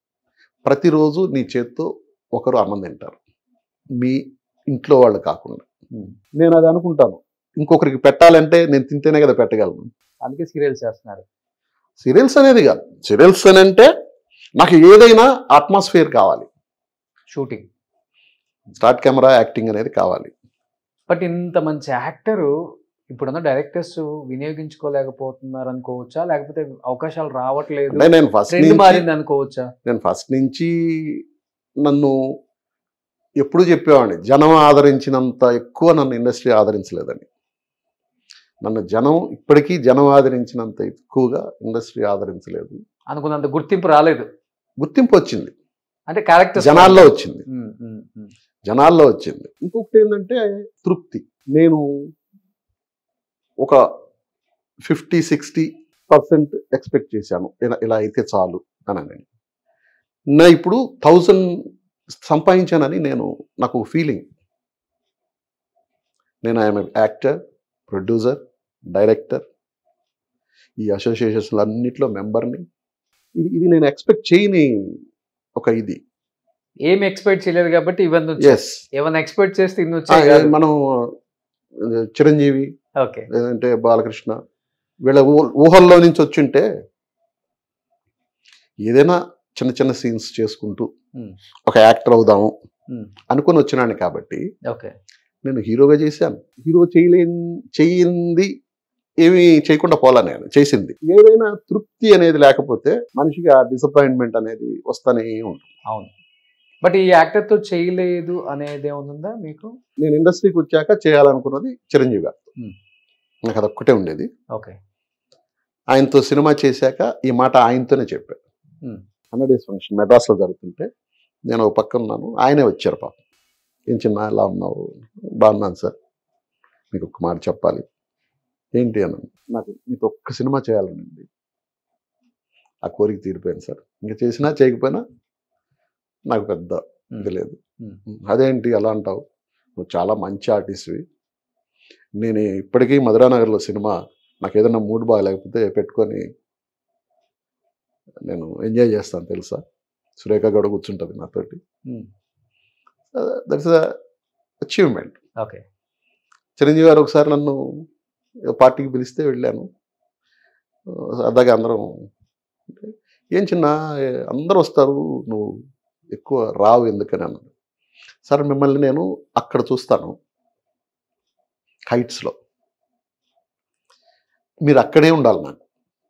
నేను రోజు వచ్చి మీతో కూర్చున్నాను అనుకోండి, మీరు నాకు మామూలు అయిపోతారు, అంతే కదా. మీ స్థాయి అక్కడే ఉండాలి నాకు. నేను మిమ్మల్ని చూసే ఇండస్ట్రీకి వచ్చా, మిమ్మల్ని చూసే కష్టపడ్డా, మీతో కలిసి యాక్ట్ చేయాలనుకున్నా. ఎస్, చేశా. ఇంద్రలో డైలాగ్ లాగా సింహాసనం మీద కూర్చునే అధికారం అక్కడ ఆయనది, ఇక్కడ ఈ ఇంద్రసేనుడు అనేలాగా అనమాట. అలా ఆయన అక్కడే చూడాలి నేను. అవును, అలానే చూడాలనిపిస్తుంది మనకి ఆయన. ఎక్కువ కలిసామనుకోండి అది ఇలా దిగుతుంది. ఆ రోజు కలిసే చిరంజీవి గారే కదా అన్నట్టు. ఓకే. ప్రత్యేకమైన ఇదేంటంటే ఇంకోటి, నాకు ఆయన శివ రిలీజ్ అయింది అప్పుడు మెడ్రాస్లో ఉన్నాం. బాగుంది అంటున్నారు, మాకు తెలియదు. మేము మెడ్రాస్లో ఉన్నాం, ఇక్కడికి వచ్చి చూడాలి. హరిప్రసాద్ గారు చిరంజీవి గారి ఫ్రెండ్ ఆర్టిస్ట్. అవును. హరిప్రసాద్ గారి రూమ్కి ఈవినింగ్ అయితే అక్కడ చేరేవాళ్ళం అంతా, ఈ ట్రయల్స్ బ్యాచ్ అంతా. ఆ ఇంట్లోనే టీ కృష్ణ గారు కూడా ఉండేవాళ్ళు. దాని కింద చిన్న పెంట్ హౌస్ లాగా ఉండేది, దాంట్లో హరిప్రసాద్ ఉండేవాడు. రోజు ఈవినింగ్ వెళ్ళేటప్పుడు ఆ రోజు ఈవినింగ్ కూడా వెళ్ళా. చిరంజీవి గారు సినిమా బాగుందంట, నేను చూడాలి అని అంటే ప్రింట్ తెప్పించారు. ఆ నైట్ ఆయన సినిమా చూశాడు. హరిప్రసాద్ గారు ఉండి, రాత్రి సినిమా చూసామా చిన్న, అప్పటికి చిన్న కూడా కాదు జితేంద్ర, ఇంకా సినిమా చూసాము, చిరంజీవి గారు కూడా చూశారు, చాలా బాగుంది. అసలు నీకు ఇంకోటి చెప్పాలి, నువ్వు పోలు కొట్టుకునే షాట్ ఉంది కదా, ఆ షాట్ వస్తేనే చిరంజీవి గారు లేచి నిలబడి క్లాప్స్ కొట్టి కూర్చున్నారు. ఓకే. అంతకంటే అవార్డు కాదుగా. అప్పటికైన మెగాస్టార్. అప్పుడు నా మనసులో ఒక కోరిక పుట్టింది, చిరంజీవి గారిని ఒకసారి దూరం నుంచి చూస్తే ఆయన నన్ను ఏమన్నా గుర్తుపడతారా అని. మరుసటి రోజు షూటింగ్ ఎక్కడానంటే ఏవిఎం స్టూడియోలో రాజా విక్రమార్క షూటింగ్ జరుగుతుంది. Raviraja pencil director. ఆ ఏవిఎం స్టూడియోలోకి వెళ్ళడానికే ఏదో తంటాలు పడి అసలు లోపలికి వెళ్తే, చిరంజీవి గారు షూటింగ్ అంటే డోర్స్ అన్ని క్లోజ్ ఉంటాయి కదా, రానివ్వరు. అమలా ఆయన లోపల షూటింగ్ చేస్తున్నారు, నేను బయట ఈ ప్రొడక్షన్ వాళ్ళని అప్పటికి మనకి ఇంకా ఏం గుర్తింపు కూడా రాలా. మెల్లగా డోర్ తీసుకుని లోపలికి వెళ్ళా. చిరంజీవి గారు మెట్లు మించి దిగి వస్తున్నాడు, కింద అమలా ఉంది, ఏదో షాట్ చేస్తున్నారు. నేను జనాల్లో ఇలా నిల్చొని ఉన్నాను. ఆయన ఏదో ఇప్పుడు ఇలా షార్ట్ ఇది ఇక్కడి నుంచి ఇక్కడికి వెళ్ళి ఇక్కడికి మీరు అన్నాడు. నాకు అన్నా, మీరే వెళ్ళండి అని అన్నాడు. సార్ రాత్రి సినిమాలో యాక్ట్ చేసింది మీరేనా శివలో అని అన్నాడు. అవును సార్ నేనే సార్. అయ్యా అని చెప్పి గట్టిగా కౌగులిచ్చేసుకుని, ఈ లోపల అమలగారు ఉన్నారు. అమలగారితో అప్పుడు యాక్ట్ చేశాం కదా Shiva. Hello how are you అని. Fine madam. రవిరాజా ఏం చేశాడు తెలుసా అలా. నేను వెళ్ళింది కూడా ఆయన గుర్తుపడతాడో లేదో చూద్దామని, టెస్ట్ చేసుకుందామని. సూపర్. చిన్న చిన్న ఆనందాలు భలే ఉంటాయి కదా. గ్రేట్. కలిసారా తర్వాత అన్నయ్యని ఎప్పుడన్నా? వైఫ్ చనిపోయినప్పుడు కానీ? అంటే ఒకరోజు నేను రాత్రి షూటింగ్ చేసేటప్పుడు పక్కనే అంజీ జరుగుతుంది. ఎలా ఉన్నా చిన్న అంటే బాగున్నాను సార్. పిల్లలు ఎంత అంటే చిన్న ఒక పాప 8 years ఎంత సార్, ఇంకో పాప 3-4 years. ఒకసారి రేపు తీసుకొని రా సెట్కి నన్ను. సెట్కి తీసుకెళ్తే ఇద్దరితో ఫోటోలు దిగి, నా ఫోటోలు నా పాత ఇంట్లో అయితే మెయిన్ ఫ్రేమ్ అదే ఉండేది. నా పిల్లలు ఆయన ఇద్దరు పిల్లల్ని ఎత్తుకొని చాక్లెట్స్ అన్ని తెప్పించి. ఓకే. ఈ చిన్నదైతే ఏడ్చేసింది, ఆ బ్లడ్ అంతా ఉంటుంది దానికి ఆయనకి. బట్ చనిపోయినప్పుడు, వైఫ్ చనిపోయినప్పుడు మీతో పాటు యాక్ట్ చేసిన స్టార్ హీరోలు వచ్చి చిన్న మీకు మేమున్న ఇండస్ట్రీ ఉంది, మా ఫ్యామిలీ ఉంది అని మీ భుజం తట్టి మీకు ధైర్యం చెప్పిన వాళ్ళు ఎవరైనా ఉన్నారా? ఎందుకంటే ఎవరు రాలేదని ఒక వార్త బయట ఎక్కువ నడిచింది ఆ రోజు. రాలా, ఎవరు ఎక్కువ రాలా. నాకు పరిగెత్తుకొని వచ్చింది మాత్రం ఫస్ట్ ప్రకాష్ రాజ్. ఎందుకంటే ప్రకాష్ రాజ్ వాడు కూడా ఆమె నేరుగా ఇంటికి వచ్చేసి డైనింగ్ టేబుల్ మీద ఏముంది ఫుడ్ అని తినేంత చనువు. మీ ఇద్దరు అంత మంచి ఫ్రెండ్స్? నేను అతను యాక్టర్ కాకముందే నాకు ఫ్రెండ్. ఓకే. ఎందుకంటే వాళ్ళ వైఫ్ నాతో యాక్ట్ చేసింది, లత. నా పక్కన హీరోయిన్గా చేసింది. ఓకే. అప్పుడు వాళ్ళు లవ్లో ఉండగా ఆ అమ్మాయిని కలవడానికి వచ్చేవాడు చెన్నై నుంచి. అప్పుడు అతను ఏదో ఒక సీరియల్ చేస్తున్నాడు. రిటర్న్ సెట్లో ఉండేవాడు, లేదంటే రిటర్న్ ఫ్లైట్లో ఇద్దరం కలిసి వెళ్ళేవాళ్ళం. అలా అప్పటికే పరిచయం. దాని తర్వాత మీ ఇద్దరం కలిసి చేసిన ఫస్ట్ సినిమా అంతఃపురం. అవును. అక్కడి నుంచి ఒరే ఒరే అనుకునే అంత చనువే ఉంది. ఫస్ట్ ఆయన వచ్చారు. పాపం ఎయిర్పోర్ట్ నుంచి డైరెక్ట్గా ఇచ్చే వచ్చాడు, డైరెక్ట్గా ఇట్టే వచ్చాడు. ఏమైంది ఏంటని జయసుధ గారు అందరికంటే ముందు అటెండ్ అయింది. ఆవిడ ఉదయాన్నే వచ్చేసి కేఎస్ రామారావు గారు నాకు తెలిసి మ్యాక్సిమం ఆమె చేతి ఫుడ్ తిన్నా ఆయన, మ్యాక్సిమం. ఎందుకంటే రామారావు ఇంట్లో నాన్ వెజ్ చేయరు, చాలా స్వతంత్రంగా చిన్న మధ్యాహ్నం భోజనానికి వస్తున్నాను అని చెప్పి ఆయన కాకుండా ఇంకొక ఇద్దరిని తీసుకొస్తాడు. సార్ చెప్పకుండా వెళ్తున్నాము ఇద్దరండి, మీరు రెడ్ అయ్యా నేను చూపిస్తాను. ఈమె నలుగురికి చేసి పెట్టేది, ఆయన ముగ్గురిని తీసుకొస్తే వంట చాలా బాగా చేస్తారు. చాలా బాగా చేస్తారు, చాలా బాగా. అంటే ఆ పెట్టే మనస్తత్వం ఉంటేనే అవి టేస్టీగా వస్తాయి డెఫినెట్గా. అవును అవును. కానీ చిన్న ఎప్పుడు 10 మంది ఉండాలి, 10 మందికి వంట చేసి పెట్టాలి, అలాంటి మనస్తత్వం, అలాంటి చేతులు మీవి. అలాంటిది ఈరోజు ఇంటికి వస్తే మిమ్మల్ని తిన్నారా లేదా అని అడిగేవాళ్ళు లేరు. ఒక్కళ్ళే సింగిల్గా సోలోగా ఉన్నప్పుడు మీలో మాట్లాడుకుంటారు, లేకపోతే ఆమెను చూస్తూ ఏడుస్తారు, లేకపోతే ఎవ్వరు నా అనుకునే వాళ్ళు ఒక్కళ్ళు కూడా ఎలా ఉన్నావు తిన్నావా టయానికి అనే వాళ్ళ ఇంట్లో లేనప్పుడు ఏమనిపిస్తుంది మీకు ఇప్పుడు? అంటే నా బిడ్డలను చూసుకుని బతికాను నేను. ఇప్పుడు వాళ్ళు ఒక ఇంటికి వెళ్ళిపోయారు, వాళ్ళు ఒక ఇంటికి వెళ్ళారు, ఇక ఆడపిల్లలు కాబట్టి తప్పదు పంపాలి. దేవుడు అంతవరకే రాశాడు మనకి అనుకోవాలి. వేరే వాళ్ళు ఎవరు నా మనసులోకి రారు అంత తేలిగ్గా. నా కష్టం వస్తే తనకే చెప్పుకుంటా బాగుందోడి కంటే కూడా. తర్వాత పెళ్లి చేసుకొని వచ్చి ఉంటాయి కదా ప్రజలు ఇంటి వాళ్ళ ఫ్యామిలీ. మా వాళ్ళు కూడా అడిగారు, మా బామర్ది వాళ్ళు కూడా, ఇఫ్ ఎనీథింగ్ అని అంటే ఆప్షన్ లేదు. మా బావమరిది నాతో బాగా క్లోజ్గా ఉంటాడు, మేము ఇద్దరం కలిపి సరదాగా 6 monthsకో 3 monthsకో ఒకసారి అటు శ్రీలంక కానీ రాబా వెళ్దాం అని అంటాడు. తనే అన్ని టికెట్స్ వేసి తీసుకెళ్ళి. కాకపోతే ఇప్పుడు ఏంటంటే నేను ఐఎమ్ బిజీ విత్ షూటింగ్స్లో బిజీగా ఉండడం వల్ల కొంత తెలియట్లేదు. కానీ ప్రతిరోజు బాధపడేది ఎప్పుడంటే 9 గంటల దాకా చేస్తాను షూటింగ్. 9 గంటలకు వచ్చేసి అప్పటిదాకా ఉదయం 8 వెళ్ళిపోతాను. అప్పటిదాకా అందరూ సరదాగా జోకులు గీకులు. మధ్యాహ్నం డెఫినెట్గా ఇప్పుడు కూడా మధ్యాహ్నం ఒక 5-6 మందికి ఫుడ్ చేయిస్తాను లొకేషన్లోనే. కుక్ ఉంటాడు, ఒక నాన్ వెజ్, ఒక రసం, పెరుగు, కంఫర్టబుల్ భోజనం, ఒక 5-6 మంది తింటారు. ప్రతిరోజు స్వీట్స్ తీసుకెళ్తారు అందరూ. నాకు చిన్న పెద్ద తారతమ్యం ఏమీ లేదు. డైరెక్టర్కి పెట్టాలి, లేదంటే ప్రొడ్యూసర్కి పెట్టాలి. ప్రొడక్షన్ బాయ్ అయినా కానీ రైతున్నావా ఇది చేసుకో. అలా ఉండే పర్సన్ సాయంత్రం ఒక్కళ్ళే వచ్చి ఇంటి తాళం అదే చెప్పబోయింది. ఇప్పుడు ఆ 9కి 9:30కి వచ్చి అప్పటిదాకా ఉంటుంది. బ్యాగులు తీసుకొని డోర్ తీసి చూసిన వెంటనే ఒక 2 minutes అలా ఉంటుంది. ఇంకా దాని తర్వాత కొంచెం, అందుకని ఈ మధ్య కొంచెం థ్రెడ్మిల్ కూడా చేస్తున్నా. ఒక 5 months నుంచి షూటింగ్ ఉంటే ఈవినింగ్ వచ్చేస్తాను, ఎందుకంటే మార్నింగ్ అర్లీగా రెడీ అవ్వాలి కాబట్టి. షూటింగ్ లేకపోతే మార్నింగ్ థ్రెడ్మిల్ చేసి. డైట్ నేను తినేది చాలా లిమిటెడ్. నేను చాలా పెద్ద తిండిపోతున్నాను అనుకుంటారు అందరూ, కానీ నాకు పెట్టడమే తెలుసు. కానీ నేను తినేది మార్నింగ్ ఒక అరటిపండు, 3 చిన్న ఇడ్లీ తింటా, ఇంకేం తిన్నాను. టిఫిన్ ఇంకేమి తిన్నాను. ఎందుకనంటే నాకు కొంచెం ఈ గ్యాస్ట్రిక్ ఇన్ని వచ్చి తగ్గాయి, దాన్ని కాపాడుకుంటూ ఉంటాను. డైలీ పూజ చేసుకొని స్టార్ట్ చేస్తాను డే అన్నారు చూసారా, అది మటుకు చాలా నచ్చింది.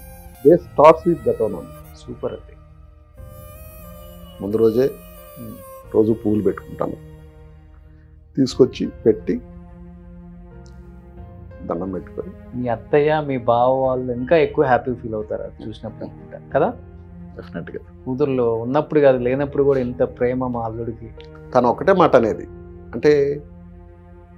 అంటే వీల్ చైర్లో లేకుండా కొంచెం తిరిగేటప్పుడు కూడా మా అత్తయ్య ఎప్పుడన్నా వచ్చి ఒక 4-5 రోజులు ఊరెళ్ళొద్దామమ్మా అని తను పిలిచేది. పిలిస్తే మా ఆయన లేకుండా నేను రాను, మా ఆయనతో వస్తేనే వస్తాను. Super great. ఇలా ఉండాలి భార్యాభర్తలు. చాలా మంది తెలుసుకోవాలి ఇది. ఇప్పుడు ఏంటి కాలక్షేపం? ఇంకా ఇప్పుడు సినిమా ఇండస్ట్రీలో అవకాశాలు వస్తున్నాయి ఏమన్నా? బాగా బిజీగా ఇటు సైడ్ సీరియల్స్ బిజీగా ఉన్నారు, టీవీ బిజీగా ఉంది. ఈ మధ్య ఒక 2 ఫిలిమ్స్ కూడా చేశాను. ఓకే, చూస్తున్నారా? ఇప్పుడున్న యాక్టర్స్లో ఎవరు బాగా నచ్చారు మీకు ఇప్పుడు యంగ్ జనరేషన్లో? ఇప్పుడు ఉన్న వాళ్ళల్లో నాకు కొంత ఆ డిసిప్లిన్ నచ్చక, కొంత అట్మాస్ఫియర్ డిసిప్లిన్ ఇదంతా. నేను ఇప్పుడు షూటింగ్లో మీరు వచ్చేప్పుడన్నా చూస్తే తెలుస్తుంది మీకు. ఒక చెట్టు కింద ఎక్కడైనా ఒక టేబుల్, 2 కుర్చీలు, ఎవరైనా గెస్ట్కి ఒక కుర్చీ ఆ పక్కన వేసి ఉంటుంది. ఎవరైనా ఏదైనా మాట్లాడాలనుకుంటే వచ్చి మాట్లాడి వెళ్ళిపోతారు. నేను ఒక్కడనే కూర్చుంటాను. ఓకే, ఏదైనా సాంగ్స్ పెట్టుకోను. ఇప్పుడున్న హీరోలు ఎవరు నచ్చరా మీకు? ఇప్పుడు సినిమా వాళ్ళతో నేను తక్కువ ఇప్పుడు కలిసి చేసింది. నేను ఈ మధ్య సినిమా అంటే లేటెస్ట్ హీరోల్లో శర్వానంద్తో 2 సినిమాలు చేశాను. ఓకే, బాగుంటాడు. వాళ్ళందరికీ ఒక రెస్పెక్ట్ ఉంటుంది కదా. చిన్న గారు అప్పుల్లో పెద్ద ఆర్టిస్ట్. రవితేజ బాగానే ఉంటాడు. కలిసేది తక్కువే కానీ, ఎందుకంటే తను ఎర్లీ స్టేజ్లో, మేము ఎర్లీ స్టేజ్లో కలిసి తిరిగిన వాళ్ళమే కదా చెన్నైలో. ఓకే, తను అప్పుడు అసిస్టెంట్ డైరెక్టర్గా ఉన్నాడు. అంటే ఇంకా టీవీకి వచ్చే లోపల ఏంటంటే నాకేంటంటే వర్క్ తపన ఉంటుంది. మళ్ళీ డైరెక్ట్ చేసే అవకాశం ఉందా ఏమన్నా? వస్తే హారరే తీస్తారా? కథ కూడా ఆ ఇంట్లో 2 అని రెడీ చేశా. ఆ ఇంట్లో 2 బాగా ఇష్టమా మీకు హారర్ పిక్చర్స్? ఇష్టమనేం కాదు, ఆ కథ ఎందుకో నచ్చి చేశాను. బాగా చేశాను. నాకు సెల్ఫ్ సాటిస్ఫాక్షన్ ఉంటుంది కదా. అందరూ బాగా చేశారన్నారు, నేను కూడా బాగానే. ఇప్పుడు నేను చూస్తే ఇప్పుడు మళ్ళీ నేను చేయగలనా ఈ సినిమా అని అనిపిస్తుంది నాకు. ఓకే, నేను డైరెక్ట్ చేయగలనా అని అనిపిస్తుంది. బట్ నాకు పర్సనల్గా నాకేంటంటే స్టడీ ఫ్రేమ్స్, పెర్ఫార్మెన్స్ అది ఇష్టం. ఇప్పుడు ఏమైపోయింది, అంతా ర్యాంపింగ్స్, జిగ్జాగ్లు, హోరు, శబ్దాల హోరు. ప్లజెంట్గా ఒక క్లోజ్ షాట్ పెడితే ఒక 1 మినిట్ డైలాగు మాట్లాడడం, ఒక విశ్వనాథ్ గారు లాంటి సినిమాలు, సాగర్ సంఘం అట్లాంటి సినిమాలు చూస్తే మైండ్ ప్లెజెంట్గా ఉంటుంది. సో ప్రొడ్యూసర్స్ రెడీగా ఉంటే ఆ ఇంట్లో 2 రెడీ. నేను ఇప్పటికీ టీవీ ఇక్కడ కూర్చున్నా కానీ బిఫోర్ 80s పాటలే పెడతా. ఓకే, కొత్త పాటలు కొన్ని వీళ్ళని ఏంటమ్మా అదేంటి ఆ పాట దేంట్లో మీనింగ్ అని అడుగుతుంటారు. వీళ్ళు చూస్తుంటారు పిల్లలు. అంటే ఇది డాడీ అది కొన్ని అయితే వర్డ్స్ కూడా తెలియదు, అది ఏ భాష తెలియదు. నేను 80s బిఫోర్ ఆ సాంగ్స్ పెట్టుకుంటాను. షూటింగ్లో కూడా ఒక్కడనే కూర్చుంటాను. స్టిల్ అది ఎంత పెద్ద డైలాగ్ అయినా ప్రాంప్టింగ్ తీసుకోను. ఓకే, ఇప్పుడు total serials, all serials prompting ఉంటుంది. అవును, ప్రాంప్టింగ్ తీసుకోను. టైం వేస్ట్ అవ్వదని నేను వాళ్ళు చెప్పే టైంలో నేను చెప్తా. నేను టైం ఏం తీసుకోను. బిఫోర్ వేరు, ఇప్పుడేమో పర్ డేకే 2 ఎపిసోడ్స్ ఏదో క్లోజ్ చేయాలని కమిట్మెంట్ ఛానల్కి. ప్లస్ స్టిల్ నా డబ్బింగ్ నేనే చెప్తాను, నా వాయిస్ నేనే చెప్తాను. ఇంకెవరు చెప్పరు కూడా. సార్కి చెప్తే ఒప్పుకోరు sir. Now you are very happy. ఒక్కటి తప్పించి అదంతే, అది ఇంకా ఎవరు తీర్చలేదు. బట్ మీరు ఎప్పుడు ఇలానే హ్యాపీగా, సంతోషంగా, హెల్దీగా, మనస్ఫూర్తిగా అందరితో కలిసిమెలిసి ఇలానే ఉండాలని మనస్ఫూర్తిగా కోరుకుంటున్నానన్నా. సో తొందరలో మీరు అనుకున్న సబ్జెక్ట్ కూడా ఆ ఇంట్లో 2 ప్రొడ్యూసర్స్ రెడీగా ఉంటే, చిన్న అన్న కథ రెడీ చేసుకున్నారు. ఆ ఇంట్లో చూస్తే మీ అందరికి అర్థమవుతుంది ఆయన సినిమా డైరెక్షన్ టేకింగ్ ఎలా ఉంటుందో, ఆ ఫ్రేమ్స్ చూస్తే అర్థమవుతుంది. ఆ ఇంట్లో 2కి రెడీగా ఉంటే ప్రొడ్యూసర్స్ డెఫినెట్ గా చిన్న గారికి కాల్ చేయండి. మనం ఇంకోసారి కూడా కూర్చుందాం, ఎందుకంటే ఇంకా నేను చెప్పాలంటే చాలా ఉంటుంది. సో పార్ట్ 2 తీద్దాం డెఫినెట్ గా. సో థ్యాంక్ యూ అన్న, థ్యాంక్ యూ సో మచ్. చాలా హ్యాపీగా ఉంది మిమ్మల్ని ఇలా చూడటం. మేము చిన్నప్పుడు చూసిన సినిమాలలో చిన్న గారు ఎలా ఉండేవాళ్ళో, లైఫ్లో రియల్ లైఫ్ ఎలా ఉండాలో తెలుసుకోవాలనుకున్నాం కాబట్టి చాలా విశేషాలు అసలు నాకే టైం తెలియలే, అంత బాగా వెళ్ళిపోతుంది మీ ఫ్లో. సో పార్ట్ 2లో డెఫినెట్గా ఇంకా చాలా మంచి విశేషాలు షేర్ చేసుకున్నాం, ఆడియన్స్కి చూపిద్దాం. అండ్ ఆ ఇంట్లో 2లో కూడా తొందరగా స్టార్ట్ అవ్వాలని మనస్ఫూర్తిగా కోరుకుంటున్నాను యాజ్ ఎ బ్రదర్గా. Thank you so much. Suman టీవీలో మీ పర్సనల్ అండ్ బిజినెస్ ప్రమోషన్స్ కోసం కింది నెంబర్కి కాంటాక్ట్ చేయండి.